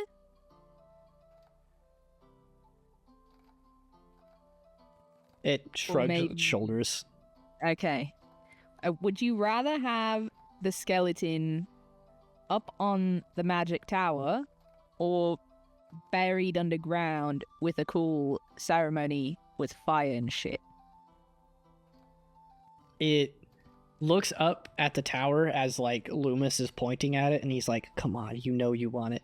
He looks up at the tower and he kind of looks back at you. And you see him stand back up and cast a little minor illusion, and you see a minor illusion of the north tower with like the walls connecting to it and the dragon skeleton sort of wrapping around it, and then like the claws and the head coming up on the top, and then like the wings fully splayed out, and he kind of like moves the illusion up towards you. Okay, tower it is. A little bit morbid, but whatever you want. It does the thing that it did whenever it said its name was Big Scary Dragon Monster, and it like raises its hands and spreads its wings out. And... So you want that to be Big Dragon Scary Monster 2, is what you're saying? Thumbs up. I get it. I get it now. I It's not agree. disrespectful at all. That's the most respectful thing you could ever think of. Nods its head. Dragons are meant to be scary, so you're supposed to make them scared. Lumis says, "All right, Aeren, I will help you go put this here. All of you, let's go." And he snaps his fingers, and everyone but Marcel and Professor Beren teleport to the plaza in the academy. Marcel, you're left here with Professor Beren, who looks at you and he says, "Well, I guess we were not invited." Yeah, I'm never really fighting these type of things. Thanks, Marcel. Would you like to attend? I would love to. He puts a hand on your I shoulder. don't like the drunk bit that much. People are critics. He puts a hand on your shoulder and you guys teleport out. And while he does that, can you roll me a Constitution save with advantage? All right. 22. After you teleport, for a moment you feel very woozy, and then a little bit of Baron's magic washes over you, and then you're suddenly completely sober. Anyway, you guys are here. After you teleport, Aeren like takes the bag off of his shoulder and opens it, and him and Lumis step forward, and you see both of them channel their magic, and slowly these bones start to just like file out of this bag. They were reduced with a magic spell and then stuffed in this bag of holding, so they were like significantly smaller. They come out, and as they come out, it forms like the dragon skeleton in the air. It's probably about the size of, I guess, like a bear or something, not very big. And then Aaron's like, "All right, are we ready?" And then Lumis nods at him, and he drops concentration, and the dragon skeleton expands to full size, massive, hovering over the plaza of the main academy building. And then him and Lumis, with like this telekinesis spell, guided up around the north tower. The tail wraps around the like lower floors, and then the upper part of it is covered by one hand on the very top of the tower, the head sticking up near the roof, the other hand like grabbing around the tower, and then the wings fully splayed out. And you see like a flash of white over Loomis's entire body as the dragon skeleton then like stops and is held in place. They're both sweating a little bit from exerting a lot of magic, but Loomis turns around, claps his hands, and he says, right, that is the coolest shit I have ever seen. I'm bragging about this to everyone. So, is this thing gonna be, like, protected from people stealing the bones? Yeah. So, I mean, the school's already warded anyway, and if anyone manages to get up there on the North Tower, props to them, but that is not moving. It is part of the tower now. Okay. Also, Aeren pipes up, and he says, also, just a little bit of information for you guys. I did a little bit of, like, investigating into it, and I think that the skeleton should be fine. I know stuff in the dead forest was, like, dying and not able to grow, but I'm pretty sure that's because that's where the dragon died. Moving its skeleton shouldn't change that. Regardless, with the spell Loomis just did, I figured it would be fine anyway, but I just double-checked for you guys. So I think we should be good. As a matter of fact, with removing the skeleton and kind of clearing the place out, there's a chance it could start to grow back. That's cool. Yeah, that's nice. Yeah, very cool. You're welcome. Anyway, I'm going to go return to enjoying the last day of my weekend before I have to teach students again. It has been wonderful. You guys are awesome. I'm going home. And you see him head up to the North Tower towards his office. Bye. Yeah, it's nice people. He gives a peace sign. Loomis looks back to you guys and he says, now, hey, Professor Beren. Young dragon, would you like to become my apprentice now? The dragon's just sitting on Gwen's shoulder. It looks to you. You know, think about all the cool shit we could do. You like hunting, right? I feel like that most people I feel like hunting. Kind of tilts its head to the I side think, and in my nods. experience, yeah. Yeah, it kind of like, You could just maybe, yeah. you could do some of that stuff with me, but we could also maybe, if you really want, there's a library at the school. You could maybe learn stuff here, or while I'm in like certain archery classes, or in like a cooking class or something. Maybe you could take, I don't know, a wizard class, sorcerer class. I don't know. It looks back at the professors and then looks at its hands, and it looks back at the professors. Gives 2 thumbs up. Gwen, you notice that Professor Beren and Professor Ranth are sort of like off to the side whispering to each other as you guys are talking. And Loomis ultimately says, fine, how about we just let the dragon aside? And he takes a step forward. He says, young sir, under my guidance, you will become the 2nd greatest wizard of our age, rivaling that of the, overrated Isomifi Beren. You will learn incredibly powerful magic. You will go to various places on the planet. You will explore, you will learn, you will do. You will be so capable. And under my guise, I will give you the name the Randax the Great. The dragon just stares at him and kind of like mimics it, like throwing up a little bit. Yeah, I kind of agree. Amazing. What a great honor. Marcel, if the dragon does not accept, I would accept your application to the position. Yes. I Fantastic. will also say I am not a wizard. I'm actually the worst at, but I'm also awesome. That is all that it takes. So I'll be Marcel the Great. If you do really, really well, yeah. I will become Marcel the Great. No promises. I'm a great teacher, but I don't know how good of a student you are. I don't look at your grades. I am going to be Marcel the Mediocre. That's a reasonable That's a expectation. pretty good name. Alliteration. I like that one. It's good. Yeah. A lot of I love famous alliteration. heroes have alliteration. That's what it is. Worked on that. I don't really know what that means, to be honest, but I'll take it. Cool. Anyway, clearly I have exhausted my use here. I will also return home, I suppose. Thank you for this insight, young dragon. I will see you around, and we will have many conversations about the failure to understand the immense joy that it would be working under me. And he gives a little nod, and then as his head comes back up, he fades out of existence and teleports. Wow. He's so cool, guys. He is. I still don't know. Hear that? I'm his princess. At this point, Professor Ranth and Professor Beren walk back up to you guys, and they say, "So, you guys have a dragon in your party now. That's pretty exciting." Can he sleep in my dorm? I don't see why not. Unless he registers as a student, I don't think he has to do anything else. Cool. Well, hey, so Professor Beren and I were talking, and we have a couple of things that we wanted to sort of run by you guys. First and foremost,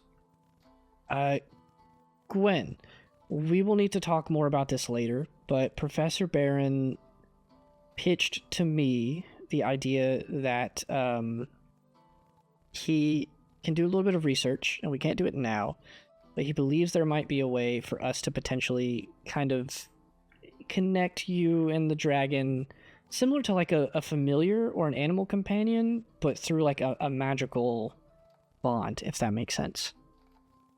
Okay. So Mr. Dragon's fine with it. yeah. If you guys want to, we'll say at the end of this week, Friday before our homeroom class, we could do that. Okay. Great. Second thing, we kind of wish Lumis didn't teleport out, but I'll let Professor Beren tell you the offer that we kind of have for you guys. Professor Beren walks forward towards you guys and he says, "So, as I believe some of you might already know, with the absence of one of your party members, this is obviously an interesting circumstance. I believe we have every right to offer this. We have a potential student who has not followed the intentional route of application to Earl Lumis, but regardless, assuming that they are allowed to stay and are capable of it, would you guys be all okay with accepting an extra party member? They are currently on campus now, but not as a student." I already said yes, but I forgot to tell you guys. Sorry. Oh yeah, that sounds great. Yeah, cool. More the merrier. Yes, I'm not a druid, and that's all that matters. Although, looking. No at- offense. Yeah, I No know. offense. Absolutely. What And do you mean they're not a student yet? well, like I said, they did not follow the typical application process, whereas most of you received your acceptance letter first, and then you applied and filled in the information. This student Looks like has... Professor Ranth. Ranth shakes her head and looks at anyone but Marcel. But Barry continues and he says, "Most of you got your acceptance letters first, and then from there did your interviews and your applications. This student has, for all intents and purposes, done it the right way and has requested to submit an application, and their interview is later this week. So if you guys would be interested, we could set up a meeting, but as of right now, they are not yet a student. But we believe that by the end of the week, if they are going to be, that is when they will be accepted." No. So if you guys would like to arrange a meeting, I could talk to them and see if that is, feasible. I assume it will be, but I will leave it up to you. Possible. I want to talk to them. As soon as possible. You excited, Leo? I'm not sure what to make of it just yet. When you say as soon as possible, do you mean Right lit, now. lit. Yeah, he means Right. right now. Right now?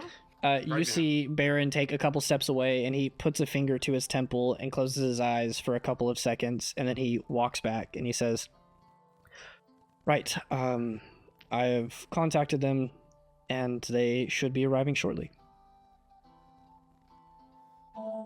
Did you do all that just by closing your eyes like that? I cast a spell, yes. Why? Don't you That's cast cool. spells? I mean, sometimes. He looks at Professor Ranth, who is supposed to be teaching you how to cast spells. I know Hunter's Mark, that one's my favourite. I know Ensnaring Strike, Protection from Evil and Good, which I don't really use that much, and Zephyr Strike, that one's also really fun. Yeah, but she That's doesn't all I just, know. She doesn't just close her eyes and do it. She makes makes What- noises and it takes her forever. Ranth jumps in and she's like, "Okay, listen, we're still in the first year, we're still learning everything. Rangers are not that adept at magic. Also, Gwen has done excellent with Zephyr Strike, might I say. If Thank you. anything, that is your, like, I know from best spell. personal experience. I Just don't know that want to know Athera what that sounds means. really weird. When she tried transforming into like an owl bear or something, she sounded like she was gonna die and throw up. and pass Beren, out. Too, Beren if you raises tried an to do that. eyebrow and he says, "An owl bear." Yeah, druids can turn into owl bears. Have not She can't, confirmed this though. yet. I have never seen a druid turn into an You owl. almost made it. Well, you haven't gone far enough into Aosha. All right, maybe you should explore your continent a little bit more. Beren looks at Ranth, and Ranth just kind of like shrugs and moves her shoulder, and she's like, I don't know. And Baron's like, there is the student. I will let you guys know. Her name is Ava. She will be joining you guys as a first year. But and Beren calls out, "Ava, would you like to meet your potential party members?" Oh, yes, please. And with that, we're gonna transition and change up the entire stream layout. Danny, will you please describe who is walking towards the party right now? All right. So you guys see a like 5'7" half elf girl that looks a little bit more elvish than she does human. She's got like pale skin with like a hint of tan to it. She's got freckles along her cheeks and nose and bright silver eyes. Her hair is a dark like wine red. It's clearly dyed. She has like dark makeup on, pretty dark lipstick. It's like a dark red, almost black nails, choker, heart-shaped pendant, a ring on. She's wearing a leather jacket, tight black pants, and black boots. And she's also walking up to you guys pretty expressionless, kind of deadpan, staring you all straight down, and she is sucking on a lollipop. Whoa. Marcel, Can good I to have meet that ya. lollipop? Welcome to the group. Don't ask for other people's lollipops, Gwen. That's She'll take it out of her mouth and put it in your face. Gwen's gonna bite Tastes it. better from the second person. Oh, I wanted it back after, damn it. I can buy you another one, don't worry. I got more. What you do? I give her a wink. You're really pretty, by the way. Thank you. Thank you. Uh, And who are you? She looks at Mars. Or it is Marcel. Yeah, Marcel. Yeah. Oh, I'm Marcel. I am here because I have a sword and I can use spells. I love my group, and I want you to join our group. Right, guys? Don't I love you guys? Happy go lucky. Marcel loves us like a little bit too much sometimes. Starts fucking Leo. Athera, with your 21 passive perception, you see Professor Beren and Professor Ranth like awkwardly moving away from the group and like just leaving you guys to interact with each other. They're heading for outside of the main campus building. But you guys are still like in the plaza. The sun is going down. It is later in the afternoon. And who else do we have here?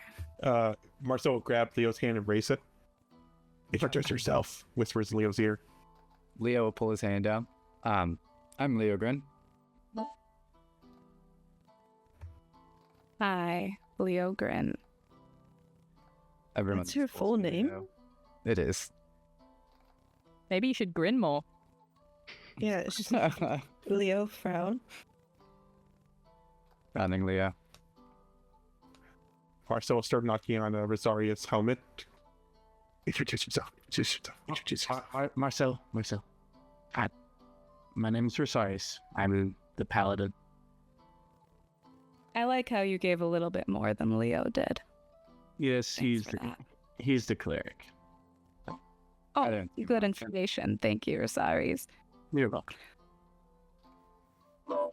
And Turns to Athena. and I'm looking at the girls. What would you like to go first? No, you can go. Okay. Oh, don't all fight for it. Come on. I don't know. I just heard her make a noise. Didn't want to get in a fight with her again. So We need to have at least a Anyways. week before that happens. We have fun here. do we? I mean, we could fight right now. I'd be okay with that. She Oh, I love like fighting. she kind I of love like friendship. races. Like, yeah. Anyways, I'm a Gwendil Tonitrum of Keenma. You can just call me Gwen. I will just call you Gwen. Yeah. Most people do. And I'm Athera. You can just call me Athera. I'm a druid. Do you not have a last name, Athera? Address Straya, if you must know. It's a pleasure to meet you all. What do you and do? that guy's over there with Lucian, but he's shy. Lucian is trying to interact with the dragon, who is more or less investigating Ava and like looking her up and down. Very squinty eyes. Yeah, that guy right there is big, scary monster black dragon. But we're going to come up with a name with him in my dorm later. So he's not going to keep being that. I kind of like the name.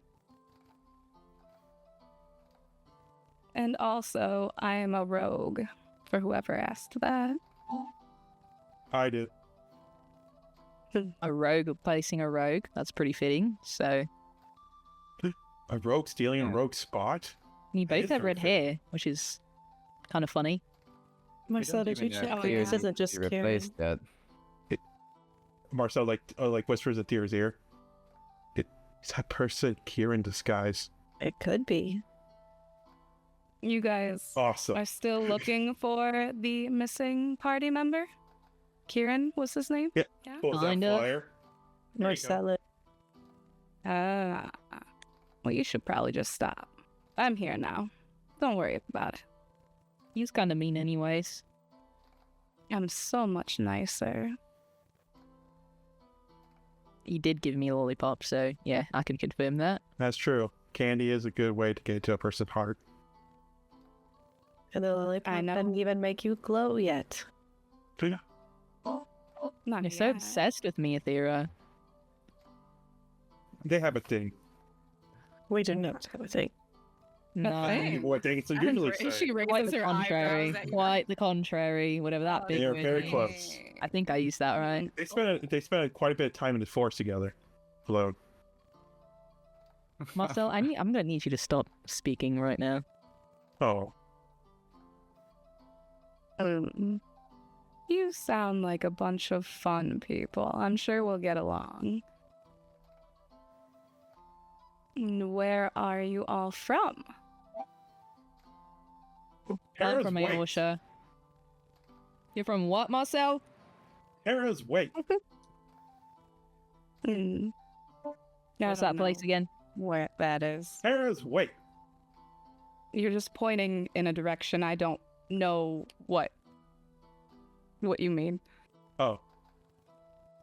Marcel, I think you're pointing like south or something. Is that the right direction? That direction. Sorry, am I pointing south? Can I just grab Marcel's arm and like move it towards the right direction? See, this is why I have a group. They can help me. That's what groups are for, aren't they? Exactly. See, she gets it. That's it. Already, yep. Team player. Like already. She gives a wink.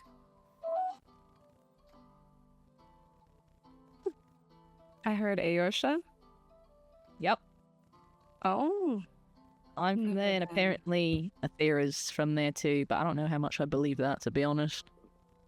But just because my town is not exactly like yours means that we. But I mean, I feel like if you were from Aosha, you'd be a bumbling savage, so That's that's how all druids are there.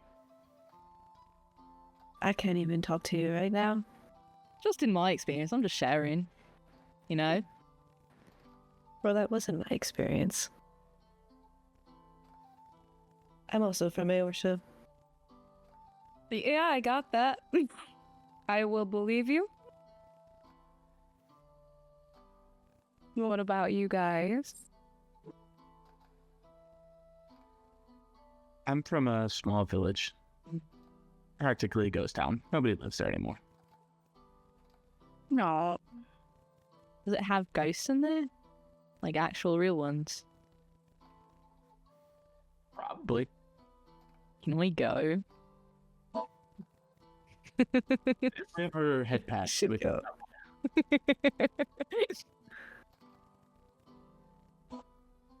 Leo, where are you from? Stonewall.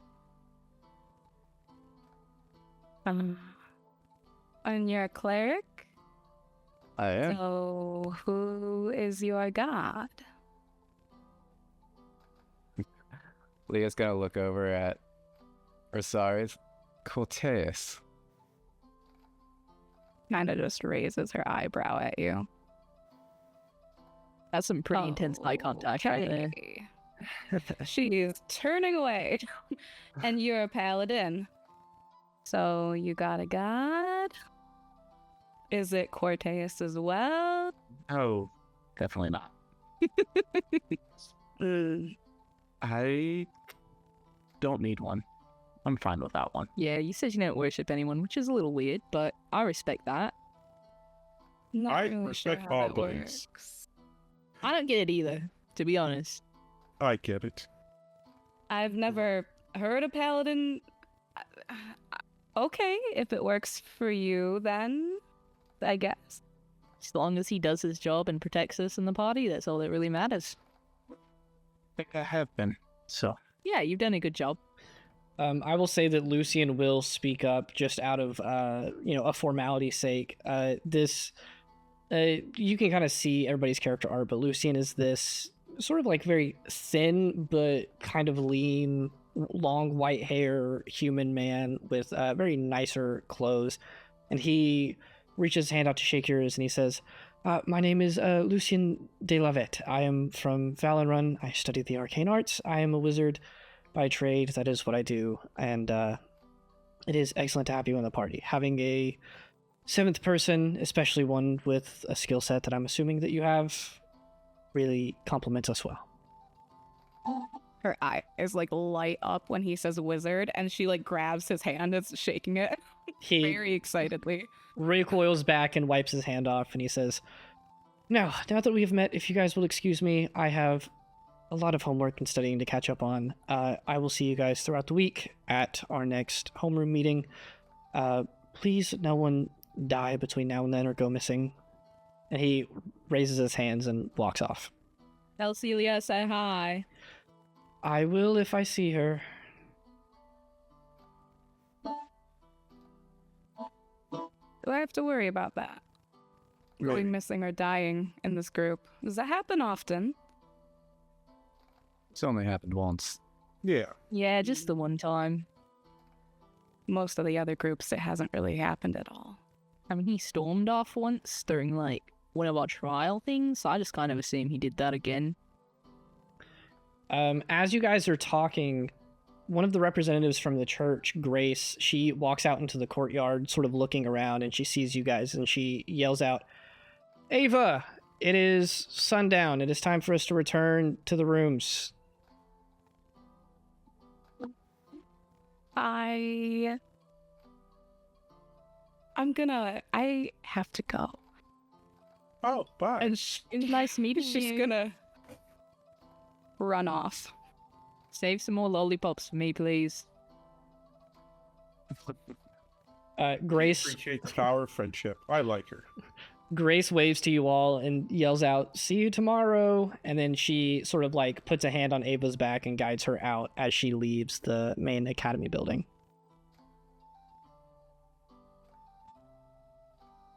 So is anyone else interested in the fact that the church is looking for our ex-rogue, and now we're getting a member of that church as our new rogue?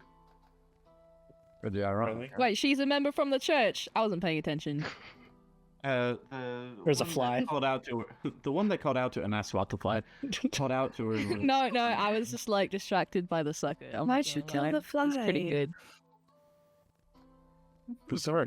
You killed an innocent life. It's distracting Gwen, and I don't like when Gwen's distracted. I tend to get shot with arrows. That's true. Sometimes I they get land shot on my with nose, and I just like I get cross-eyed a little bit. I can't It like lands on your eyeball and you still don't do anything. I just lick it off. Leo, how do you feel about Piranan joining the group?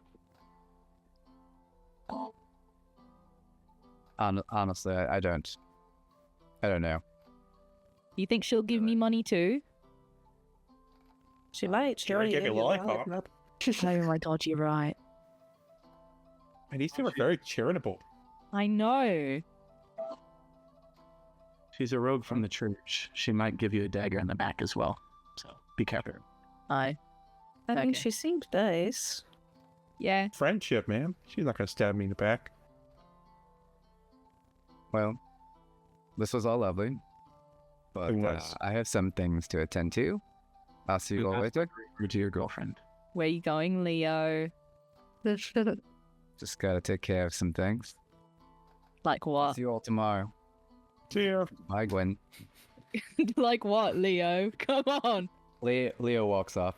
Maybe we can stealthily follow him and see what he's doing. All of us just watch Maybe him. we can punch him. Punch him? Yeah. Why? Punch. It's disrespectful for not answering my question like that. Okay, but can we sneak up on him first and then punch him? Yeah. Let's see what he's doing. Should we When throw a they're rotten big- tomato at him? I could find one. Gwen, do that. there's a barbarian class that I think you should take that I believe it's called anger management. What's that? Exactly. Something that you need. I think it might be beneficial for you. I don't know. I think my sitting down and not thinking for like an hour is doing pretty good for my mental. That's a monk thing. But that, if it works, we'll not change it. But Do you think I should do that more often? considering I haven't seen results from it yet, maybe. Okay. Maybe I need to do it specifically by the lake. You guys think I can get to the floating tower up there? No. Oh, absolutely. Alright. Thank you for believing in me, Athera. Just tell me when you're gonna try. I want to see it. Okay. Maybe the dragon will get bigger and then it can fly and I can ride on its back, yeah? And just Yes, flying up there. It gives you the most like confused look. Like it pulls its head back, its eyebrows furrow down, and it kind of like looks at you up and down, looks at itself, slowly Listen, shakes its head. if you get that big, I'll feed you like a whole horse. That seems like a good treat. Do you like horse? It shrugs. Maybe a cow? Oh, cow. It'd be A cow. It raises its eyebrows. We need to give you some samplers. Yeah. What if See what you Are like. you okay with eating like lizards? Is that like a step too far, or? I mean, I've eaten lizards. Yeah. It kind of grimaces a little bit and just I guess that's a step too far for him. They taste a little metallic though. Ugh. Oh, and then notice that Leo's gone. I was like, oh, right, forgot to follow him. The dragon kind of like yawns and stretches a little bit now that the sun's going down and sort of like curls up on your shoulder, Gwen. Still like hanging on and resting on you, but kind of just like curled up and not standing up as much. Okay. Well, we could try to follow Leo, right? Or I can just go back to my dorm. You want to still follow him, Athira? I'm actually. We could follow Leo, but I'm also kind of curious about our possible new party's members' affiliation. We could follow her instead. Okay, but if we do follow Leo, I do want to get that rotten tomato. I think it's a little creepy for us to stalk the person we want in our group. That's just a little. As if she doesn't know we did it. It didn't. If she does find out, we can just be like, oh, we were just testing you, haha. I wonder. They were going back to their rooms, right? Do we know where the Piranians are staying? Piranians? I will let you know that the it's definitely not Perhan, I'll let you know, but I will let you guys know that the place that they're most likely staying is either in one of the dorm buildings that has extra space, or there might be some rooms in like the main academy building, you know, the like office building, not the classrooms. But you guys could definitely look around and find out.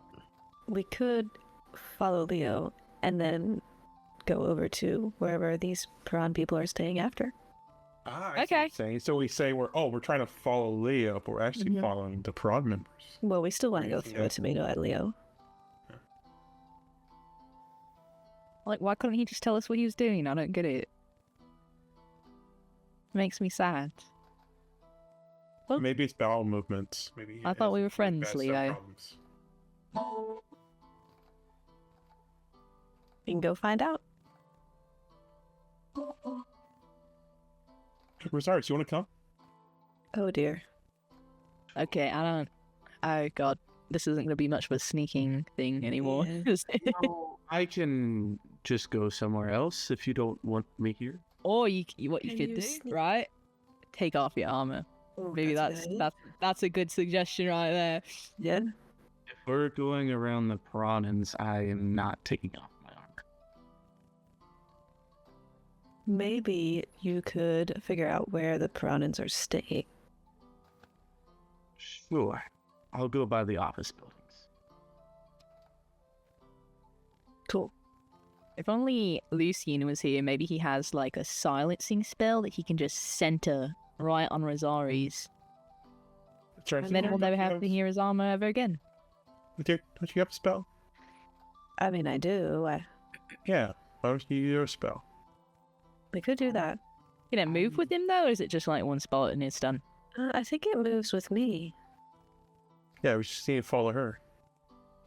Yeah, if you're like within, I don't know, 30-ish feet, you all get really quiet and hard to see.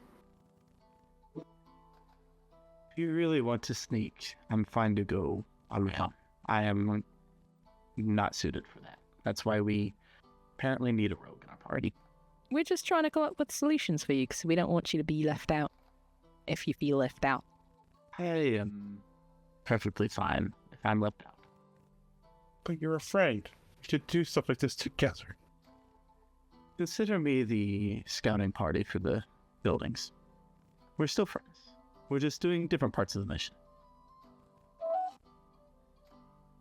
That's Are fair. you gonna like research more of the church or something? I don't need much more research on the church, unfortunately. What about the rogues in red hair? Isn't that kind of like a weird coincidence? It's pretty funny. Yeah, you should really look into that. I will definitely... You know what? I'll do that right now, Marcel. He's going to act like he's walking towards the library, which is, I think, near the main office buildings. Anyway. Yeah, it's on the second floor of the offices. Yeah, so I'm going to act like I'm going to do that. Cool. I will go ahead and let you know. You go into the office building, and because it's like very late in the day, because it is the weekend, pretty much all of the offices are closed. But I'll let you go ahead and give me an investigation check to potentially gather some information. So I will just do a quick roll call. I know where Ava's going. I know where Lucian is. I know where Leo is. Rosaris is going to the offices, and then Gwen, Athira, and Marcel are potentially sneaking. Will we get on that investigation? 13. All the offices are closed. But you do find a little like calendar for the school, like the events coming up. So like some of the upcoming things would be obviously this week the representatives from the church are coming back. That much is put in. And then you can see like midterms coming up in 2 or 3 weeks. And then another event that you even see is at the end of this week on what would be Thursday on, I believe, Monday, Tuesday, Wednesday, Thursday, on Stellum, there is a sale at the magic item shop at Andra Plaza. So you just kind of like, not what I'm looking for, but I'm going to put it in my brain. The representatives from the church are staying on campus. They are staying in the Beren dorm hall. Aeren. It is the, I'll let you know, like, after being on campus for a semester, you would have found this out. It's the smallest dorm hall, but that is because it is the most exclusive, and it is exclusively reserved for, like, 3rd or 4th year arcane students, and it's reserved for 4th year students in general, if they choose to live there, and then that's also where they'll sometimes host guests and things like that. It is at the, like, northeastern corner of campus, close to the Magi Garden. Okay. I will run by I guess the rest of the group tried to follow Leo to his dorm room, so I'll go by there on my way to the Beren dorm. Cool. So are you guys, like, all reconvening to go there, or are the rest of you guys splitting up? I think the 3 of us are going to go. Yeah. I see what Yeah, Leo's yeah. doing. Mm-hmm. Oh, And then we'll meet up with Rosaris to go to the prawn thing. Gotcha. We're all friends here. All right. We are. Don't have secrets, Leo. Leo, Then you tell us what you were Besides doing. mine are very important to keep. Yours are not. Probably know you could be doing drugs, and we don't want a friend to be doing drugs. That's exactly what I'm doing. yeah, Leo's doing so much drugs. he's smoking that wizard leaf out on like a Yep. corner of campus. Leo, I can really split this up into one question. Which direction did you go? Did you go north to the like tower, or did you go south to the chapel? North to the tower. Cool.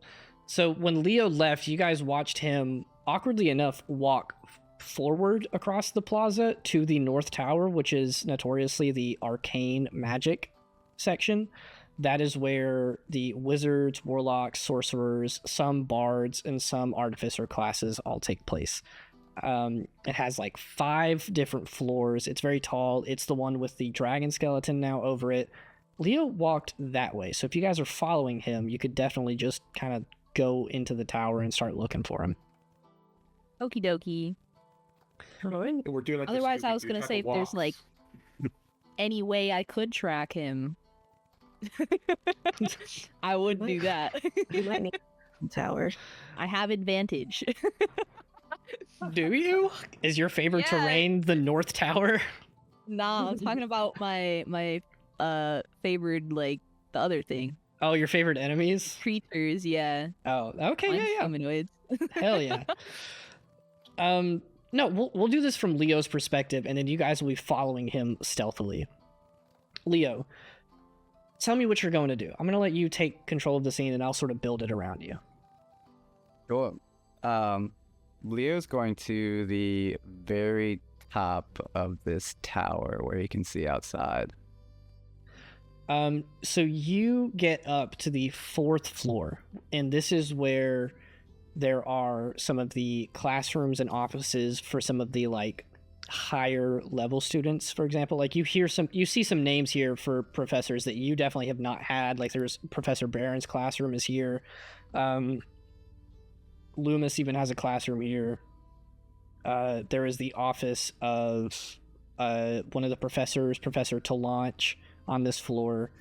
And this circular staircase sort of goes up and around the tower at each level.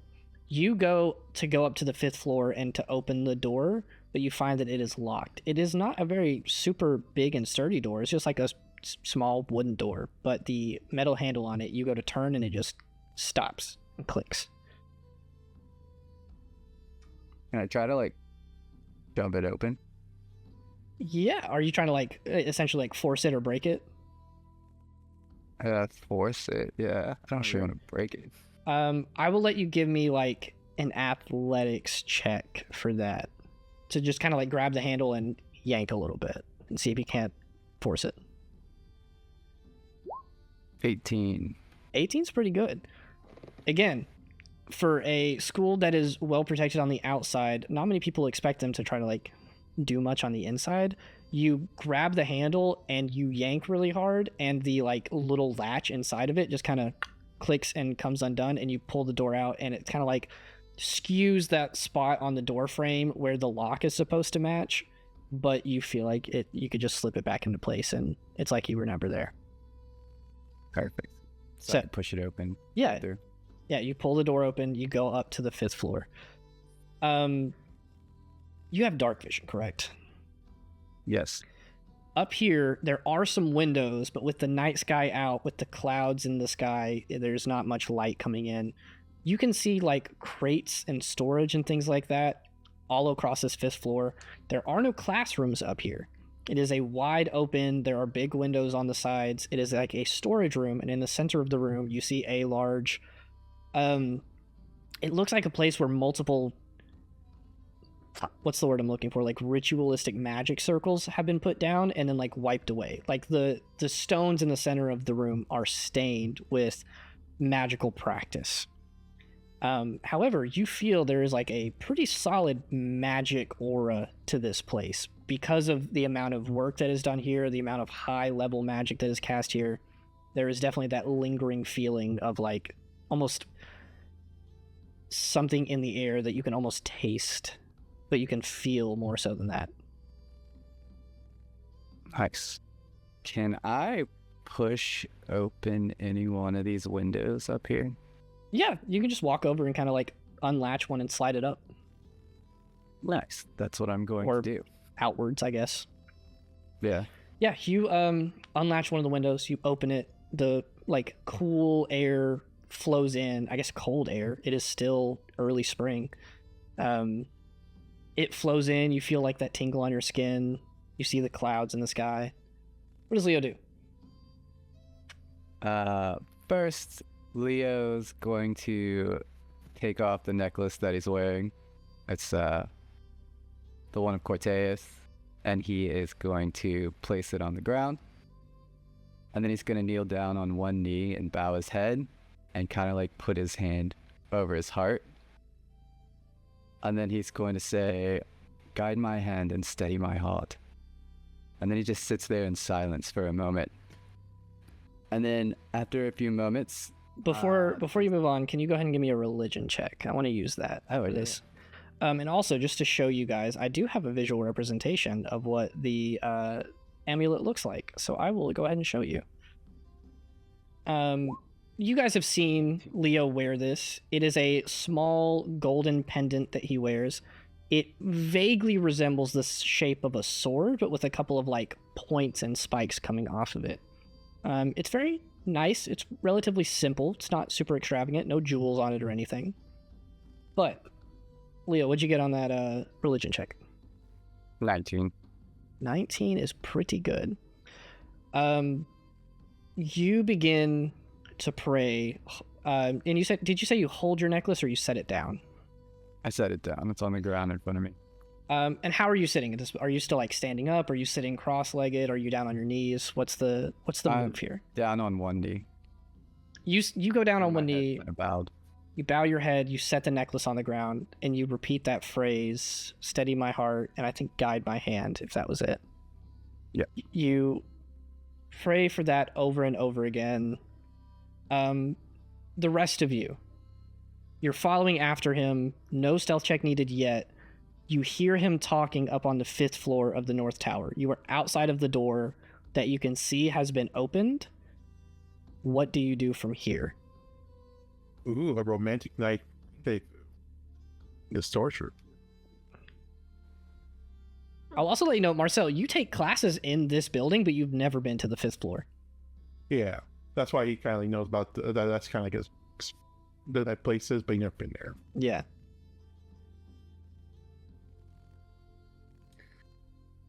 So you guys want to go and see what Leo's doing? I mean, we came all this way. Mm-hmm. All right. Onwards. Did you get the tomato with Aera? I thought you were getting it. What do you mean I was getting it? But you were getting it. You were like, I can get the tomato. I did not say that. You did. You All right. literally did. Now is when I'm going to call for a stealth check. You've committed to going in. You guys are like whispering to each other as you go up. Go ahead and give me the stealth checks. Can I pass? Can I pass? Pass without trace. Cast without trace, yes. Yes. Yeah, if you want to cast that, you guys have a +10 to your stealth going into this. He wants to Plus 10? Okay, I got a 28. 24. Damn. Oh, damn. 23. Cool. What the fuck? I'm now going to give this from y'all's perspective. Who's going up first? Probably Marcel. Yeah, Marcel can go first if you want. Yeah, And he's... also, while we're doing this, can I also try and see if there's any tomatoes or tomato-like objects around? I will fully allow you to open a window and druid craft a tomato onto a plant. Okay, I'm gonna hand it to Gwen. Can you, like, druid craft it to make it more rotten? So it's extra squishy? Can I just punch it so it's squishy? Sure. A little bit juice squirts out. Like, squish it a little bit. Gonna take a little bite out of it for a snack. There you go. All right, you guys head up the stairs very, very quietly. On all +20s, you guys are silent. And it's dark in here, so you're, like, effectively ghosts. You guys crawl up the stairs, and Marcel, you go first, so you sort of see this happen, and then the other two of you file in. But you see Leo down on one knee, his eyes closed, his head bowed, his arms sort of, like, placed in front of him on his knee. Repeating that phrase, steady my hand, or steady my heart, guide my hand. Was that what it was? It was guide my hand, steady my heart. Guide my hand, steady my heart. I flipped it around. He is repeating that, and you see tiny little bits of like static electricity occasionally jump around on different parts of his body. Marcel, can you give me a perception check? I'll let all three of you make it, actually. It's a very small detail, but I'm gonna see if you guys pick up on this. 17. I got a 4. I got an 8. Marcel, being the first one in, you like see the static jumping around on Leo, like providing just a tiniest bit of light to this room. And it's just enough to shine off of his amulet, which you see was placed on the ground, but it is now like hovering just a couple inches in the air. He will try to speak very quietly to Adira, and don't think he's having a romantic evening under the stars. I think he's doing something that's more magic-y. Is he doing a curse? Probably not, because he's Leo. He's a nice guy. If you guys are talking, will you roll me whispering. another... Yeah, I mean, you guys are whispering, but go ahead and roll me another stealth check, just because there's always the chance that Leo hears you. Okay. Leo, your passive perception is 16, correct? Yes. Do we still get No, the wait. plus 10? You still get the plus 10. It lasts for an hour. I got a 16. 21. 25. What the fuck? So, Leo, with Marcel meeting a 16, the spell like hushes the air around you. It conceals your footsteps. It makes you very, very quiet. But you just hear like the tiniest faint whisper, and you're not sure whether to equate it to like a response from Corteus or if you're not alone in the room. But it's just very like on the edge of your hearing, like you hear a tiny little voice whispering. It's Cortez. I'm gonna let you decide how to respond to this. Can I make out like what the voice is saying? If you want to make a perception check, yeah. And again, if you beat a 16, you're gonna hear someone talking in here. I'm not gonna say you're gonna make out the words, but 17. you hear that whispering that you initially were like, "Is that Corteus?" And then you hear it coming from the stairway. As you open your eyes and turn your head, you hear the like clang of your metal amulet drop on to the stone, and you didn't even know that it was floating, but it falls a couple inches and lands, and then like a little bit of electricity and like static like fizzles out on your arm. I'm gonna like smack Gwen and be like, you better throw the tomato soon. Is the door open? Yeah, you guys are like up the stairs watching this. I'm gonna throw the tomato. Cool. Give me a ranged attack. Okay. Where's my character sheet? Leo, what's your dexterity score? 14. An 8. 8? Cool. No way. I got a 20. Cool. That Fuck. way beats. It wasn't even your armor class. It was just your dexterity like modifier plus 10. So a 9 was what you needed to beat. You like glance over and look, and then the pendant falls, and then a tomato just smacks into your shoulder. And I'm you gonna be like, what the fuck? you see a blue scaled hand above the edge of the stairs. Yeah, I mean, you guys are like on this like spiral staircase going up. You could just run out. We got Marcel be like heading out.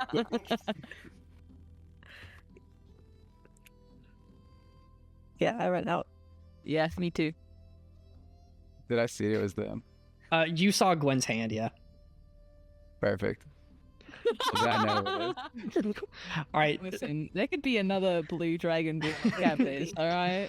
All right, with all three of you dashing out, I do have one more thing that I want to tell to Leo, but I'm actually going to pull you into our little private channel to tell you. So, Sure. But it's still gonna. Alright, all right, this is a little secret for us and you. David, as Leo, you have started really seeing some effects of Corteus. This is the first time you've ever like seen a magical effect just from prayer. It's wild. You're going to get a magic item. It is called the Amulet of Corteus, but it comes with a couple benefits that I'm going to list out for you really quick. Not that Leo even knows this has happened, but as a player, you have access to these, and you kind of feel a little bit of magic come from the amulet. Okay. While you're attuned to the necklace, you gain a bonus to your initiative equal to your wisdom modifier. In the first round of combat, your speed increases by 10 feet.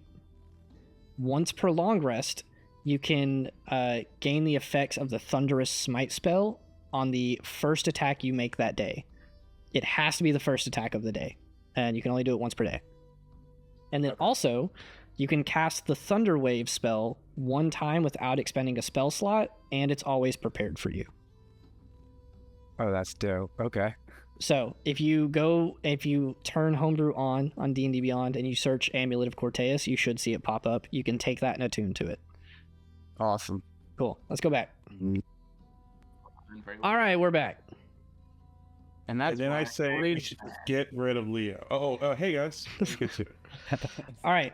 With all of that happening, we will close out that scene with Leo turning and seeing Gwen's hand throw the tomato and then them leaving, and then you kind of pick up your amulet and you feel like a little bit of a charge on it.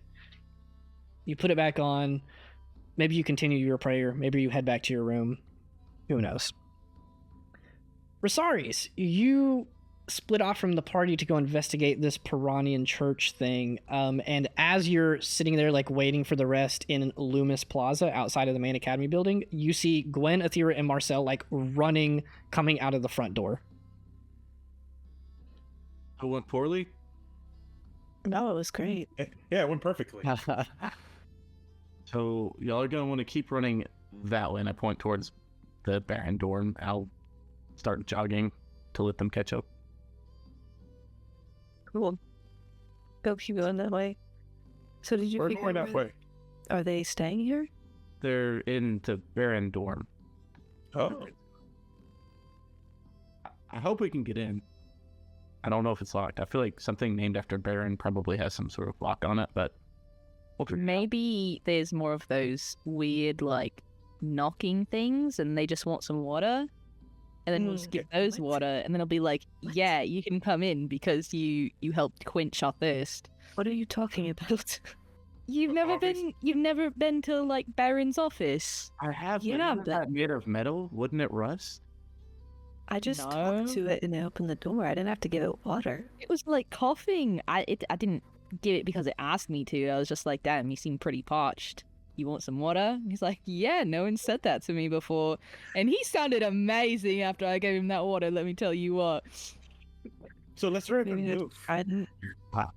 So as we're running along, I'm just like, so how did y'all's sneaking go? Oh yeah, Leo was Pretty good. having a very romantic night, and we just threw a Mhm. tomato at him. That's good. He was smooching and kissing. Ruin any date with Hildebrand and I'm happy. All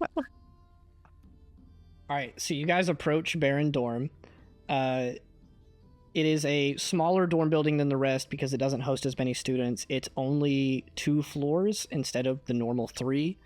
But you guys are sort of like at the, entrance to it, and there is a door, but it is rather like ornate. It is made out of the same like stone metal like material that the rest of this building is made out of. It's like this plated, very light blue that seems to shimmer in any light that's reflected on it.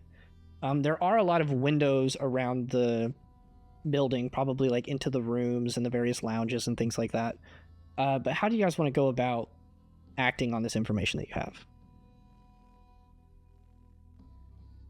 I'm gonna turn to the party and be like, clarification, Shorty. We did decide if I cast a spell before I changed to wild shape, the spell affects remain. Yeah. Mhm. So I'm still holding pass without trace. I'm like, so I think what I'm gonna do is turn into a mouse and then go with you guys. And so if, they get caught or you somehow can get them to open the door, I can sneak in. Or, we're all there, nobody gets caught, and we all hear everything. Okay. Cool. She's gonna wild shape into a mouse. And then she's gonna crawl up and sit on Risari's shoulder. Cool. I'm just gonna try to open the door. I don't know. Yeah, I mean, the door to the like lounge area right here is not locked. You just open it up and then you see, I guess there are 4 halls technically. There is one hall and they're all labeled. One hall for the Paragons, the 4th years that are not any of Beren's students. There's one hall for the advanced arcane students. And then up on the 2nd floor, which there are like some staircases that go up and lead to like a patio area. Like it's a very open lounge, has like a chandelier coming down in the front. And then on the 2nd floor, the hall on the left reads guest hall, and then the hall on the right, it just says storage. I assume it's the guest hall. But I assume so, yeah. So are we just gonna walk up there and try to start up a conversation? What's our I plan? thought we were just spying. Okay, we can do that too. Oh no, that's just what I thought we were doing. Unless anyone changes their mind. I think this seems fun. So I guess I'll take the lead, but I'll also try to have Thera not be on my shoulder because that might be a long jump down for a mouse. You'll be fine. I'm gonna like point to Marcel and be like, Marcel put in the pocket. Don't worry, it's high quality. So she feel comfortable. she fights it until she can get her head out, just like so she can breathe. And you're like, man, this is some comfortable material. What? It's All right, go. Yeah, who's going up? What are we doing? I guess I'll go up first. Yeah. Oh yeah. Marcel will be next to Rosaris. I will let you know the door to the guest hall is locked. Only if you had a rogue. Oh right. Maybe we can get her to open it. Does it seem like it's a magical lock or like a physical lock? I'll let you make Maybe an it's both. Arcana check. I just cast Detect Magic. Sure. cool. Do that. You cast Detect Magic. There is some... I would want to say it's either Abjuration or Transmutation magic on all of the doors here. Which you can make me another Arcana check to sort of figure out what they do. An 11 for Arcana, because I'm known for my arcane ability. For sure. Yeah, your best guess is either the doors are just like subtly protected, which is your better guess because there's not a strong magic essence coming from it, or they could just be warded out the wazoo and Beren's just really good at hiding it. Yeah, you're out. Oh yeah, you're a mouse. You wear your hair up, yeah? Do you have like any hairpins or anything in there?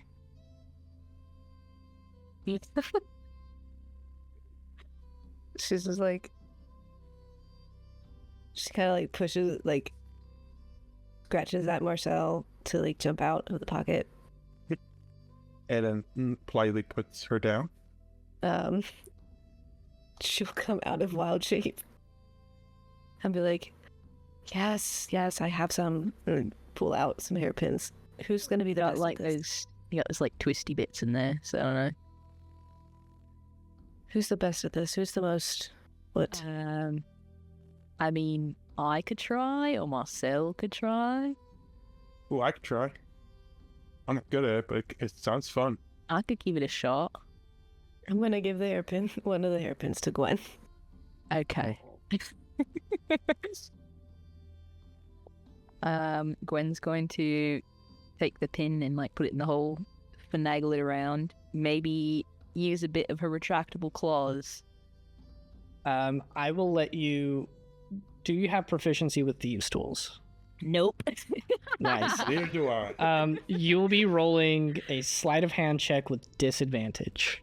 Disadvantage. Disadvantage. Oh no, you shouldn't have said that. I went from an 18 to a nat 1. The hairpin breaks, and whereas normally if you use a thieves tool set and one breaks, you can just try again. The hairpin that broke off gets stuck in the lock, and you can't get it out with your claws. Fuck. Wait, Do you have another one?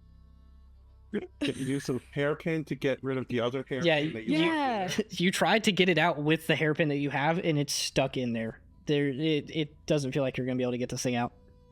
Shit.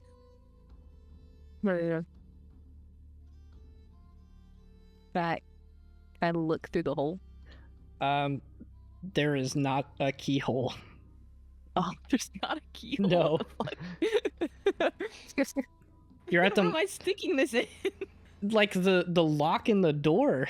You're talking like cartoon level keyholes that you can peek through. I'm talking like the handle on a door right now. I have those cartoon level peepholes in my doors in my house, okay? Marcel will turn to Rosarius. Hey, Rosarius, you saw like the layout of this place, right? Yep. Do these dorms have windows? Yeah. Maybe we could peek through the windows. Would there be a tree nearby? I'm gonna actually I'm gonna default to the map and say yes. There are 2 trees. Actually, I mean there's a couple trees around the dorm building, but definitely close enough for a squirrel to perhaps jump or look through a window. Okay, then how about that? Here, you can be the squirrel. You can be the eyes, while me, Rosarius, would be the lookout. Should we go see if maybe if there's an open window I can get in? And then I don't know how a squirrel would open the door from the inside though. No, we just need to know what's going on in there. No. I can maybe like try to distract her and get her over here at first. And then while you guys do that, and I can just ask for another sucker. That's true. You act like Just grab rock, you start throwing it at the window, and then like pull out like a bards and play music. you could just knock on the door and ask for a sucker. Yeah, And- we guys are doing that. And then you can get situated. Okay, but like, would I be getting situated to sneak in the door after her as a mouse? You Or could to do get- that too, but I would be afraid of you not being able to come back out. It's valid. Yeah. Marcel's just looking at Rosari's. Couldn't just looking through the window. It's good enough. Unless you just want to spend the night in here as a little mouse. I don't think I can stay a mouse that long. What do you mean you can't? It doesn't last forever. I thought it did. No. Man, those Aortian druids must be something else. Yeah. They're druids on steroids. Can we take this conversation outside? Sure. There'll be less wandering ears. Sure, we can go outside. Well, I'm gonna ask for a sucker anyways, so... I mean, I could get a squirrel friend to go in. But they're not. Sure, you ask for a sucker. I'll try get in through the window. Okay. In worst case scenario, if you can't, just find a window to open from the inside and you can just hop out. Okay, you can leave for where you came in. Right. Yeah. Yeah. Okay. So Etherea's gonna turn and she's gonna head outside, and when she gets outside, when she finds a window that's open near the tree, she'll wild shape into a squirrel and go there. Sure. Before we even get to that, who's staying inside and what are you doing? I'm staying in, Cool. so I can ask for a sucker. All right, are you just knocking on the door? What do you say? Are you just knocking on the door? Yeah, I'm gonna knock on the door. Cool. You guys, go outside, filter out. Is anyone staying with Gwen or is it just Gwen? Probably just Gwen. Marcel just watch out in the tree. So you go watch over Athera, I'll watch over Gwen. Okay.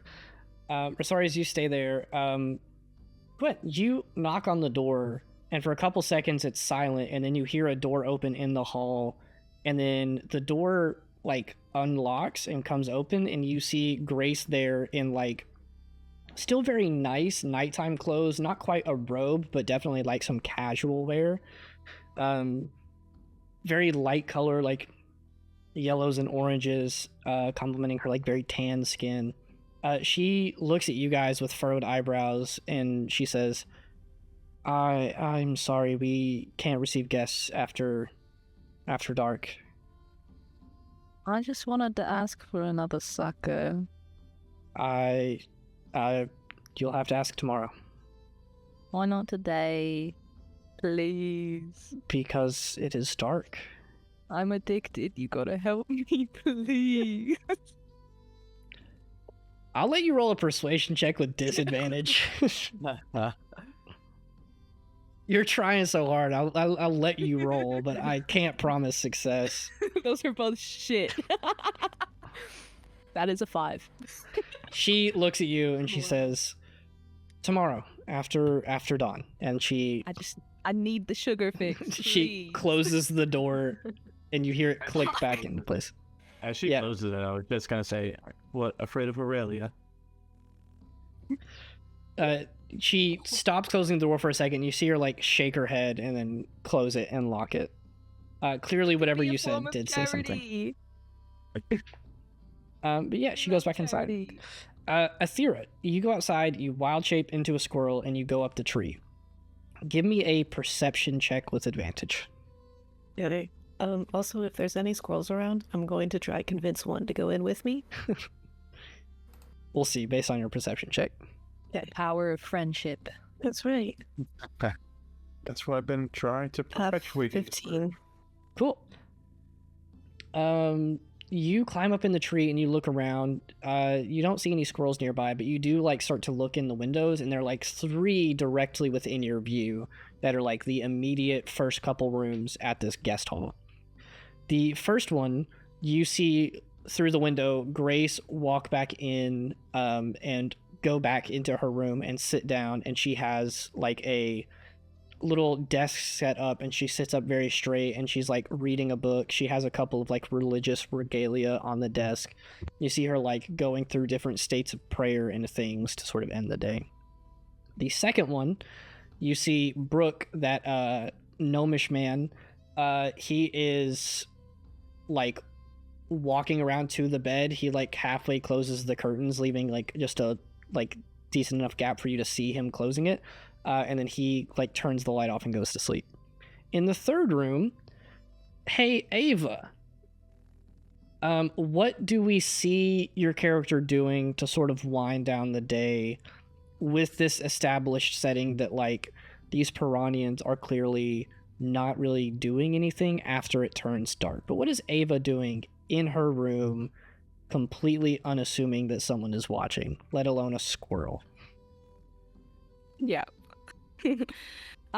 So she's probably sitting on her bed, kind of her head is like back against the wall, and she doesn't look particularly happy. And then she's taking out a notebook, kind of writing some things down. That's it.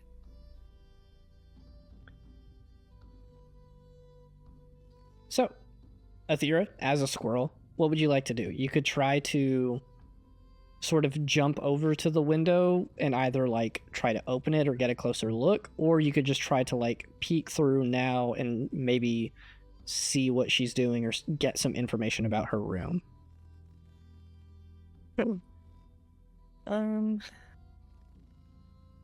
I think first I would just go over to the window and kind of assess, like peek through, see what she's doing, get some information about her room, and kind of see like how easy it would be for me to nudge the window a little bit. Sure. I'm going to ask for 2 rolls. Give me perception and stealth. And then Ava, I will ask for a stealth, or not a stealth, a perception from you. Stealth. Hide in your room. Okay, the perception is 14. And the stealth is 15. Cool. Danny, I will let you tell us, what does Athera see around Ava's room and what things are literally there? And maybe she gets a peek at like what you're doing in that journal. What would she get on a, what was it for perception, Athera? A 14. 14. So like solid, but not everything that's in there. Good. All right. So, well, her room it's pretty plain because she didn't bring a whole lot. She's got some daggers about. She has a black cape laying on a desk. The journal, she's seeing just a little bit of what she's writing. I'll let you decide that. Okay. You can tell that she's writing names, and she's putting some notes under the names.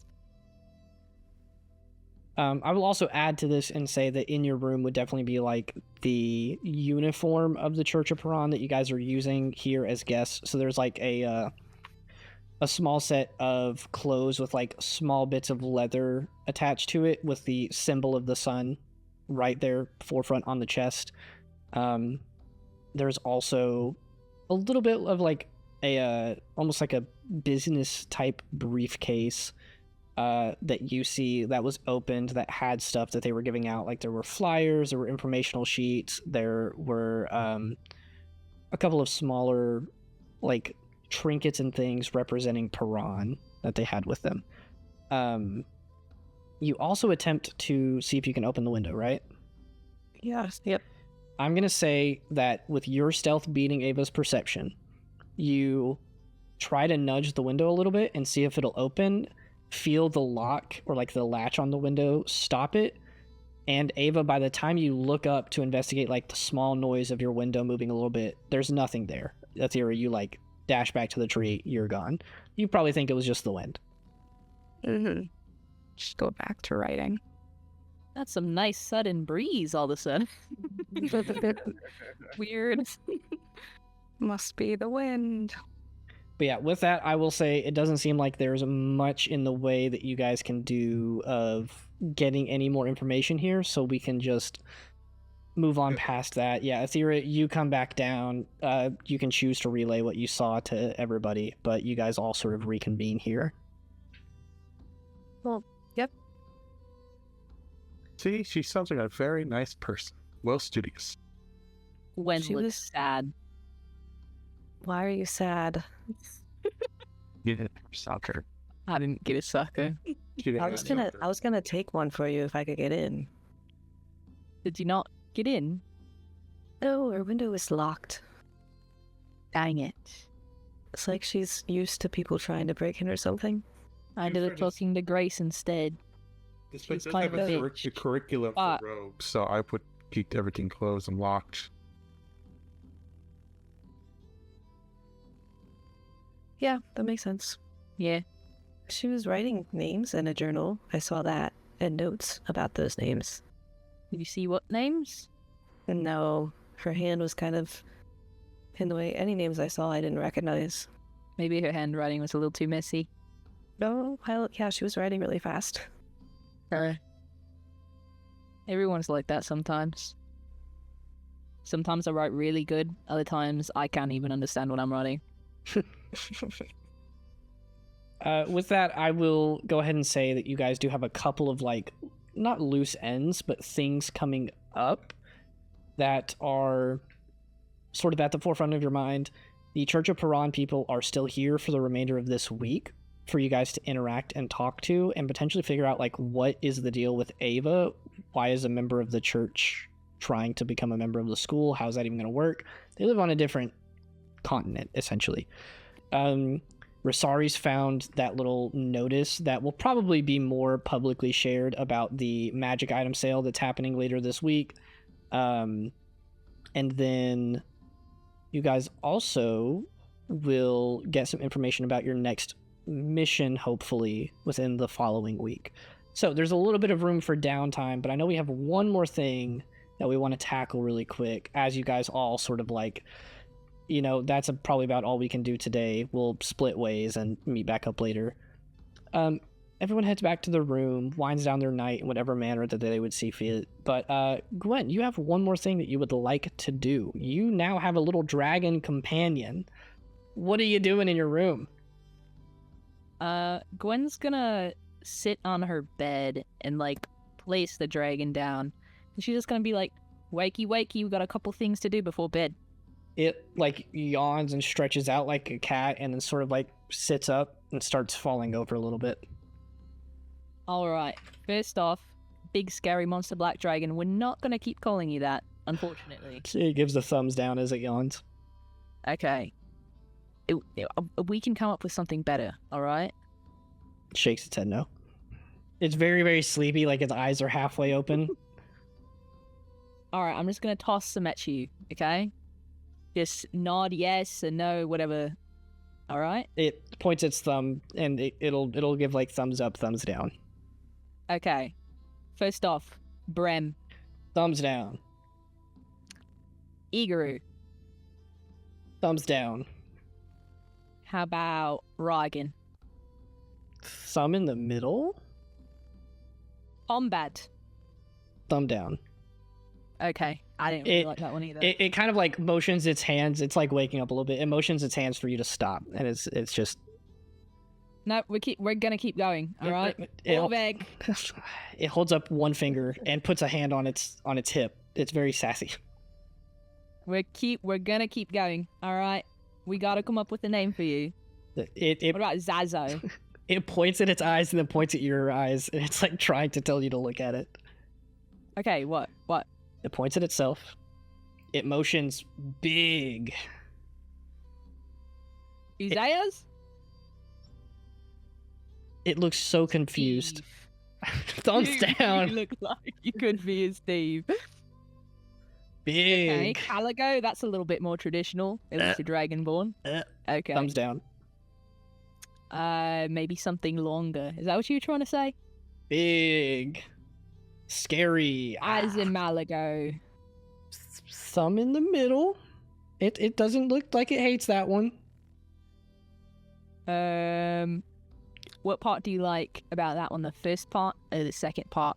It motions at your mouth like it's telling you to say it. I personally like the first part. Don't know what you're trying to tell me, but we're gonna keep going. It motions for you to About- repeat the name. Oh, repeat it. Ozamalago? It motions for you to. It takes out a piece of paper and it says slow down. Oh, okay. Ozamalago. It writes down Igo and then it crosses out the I and puts a U and says Ugo. That's crazy. Okay. What about Ozymandias? It kind of raises its eyebrows. I like that one. It goes to spell it and spells it completely wrong. Okay, I can write it down for you. Thumbs up. She takes the piece of paper and writes Ozymandis on the paper. It looks at it. It traces its finger underneath like it's saying it out loud, but obviously it's not speaking. But it mouths the word. And then it shrugs. Thumbs up. Yeah, the Andius really ties it all together. It nods for you. I think for sure I'm going to call you Zim, though. It underlines the ZYM. Yep, right there. It also underlines the OZY. Both of, I mean, if you want some people to call you Aussie, that's fine too. It underlines the DIAS. I'm not too partial on the DS. It looks at it. It crosses out the DIAS. Okay, yep. Alright, good pick, Zim. It also underlines man. No, not man. It shakes its head and crosses out man. Okay. Second thing before bed. Are you ready? It looks up at you, one eye half closed. Add attention. We're gonna brush our teeth. I need to keep those It pearly runs. whites It hides pearly. beneath the bed. No, I'm grabbing him. And that's where we end the session. The rest of the people in this, you live in, is it Carnegie Hall that you live in, right? Me? Or is it Xanth Hall? I don't remember. Let me see. I think it's Sam. I could look it up. Hold on. Eloquentia Xanth. 20. Okay, yeah, you live in Xanth Hall. Some of the other people in Xanth Hall, like the Rangers and Rogues and the like, hear just like fumbling and running around at the late hour and hear Gwen screaming out like, "Come back here! Stop running from me! We're brushing our teeth." Sure to be questioned later. But anyway, we're gonna end it there. We got a new person sort of like slowly joining the group. They're not fully a student of Ur Lumis yet, so they can't officially be a part of the party. But as of right now, Beren and Ranth are sort of like working to make the transition seamless, and if they get accepted, they'll immediately start with your group. Lumis, who knows what the hell he's doing. We also got some interesting things happening with Leo. Rosaris obviously has very strong opinions about the church, and there is a conversation brewing among everyone about that last little interaction that we had with the bugbear and Marcel's avid stance on letting it live, and a magic item sale. Who's not excited about a magic item sale? That shit's the most important thing in the world. Anyway, Is that's there a baking sale? we can make one. Okay. That's a good idea. Anyway, that's going to be it for this episode. We will see you guys next time. Bye. Bye.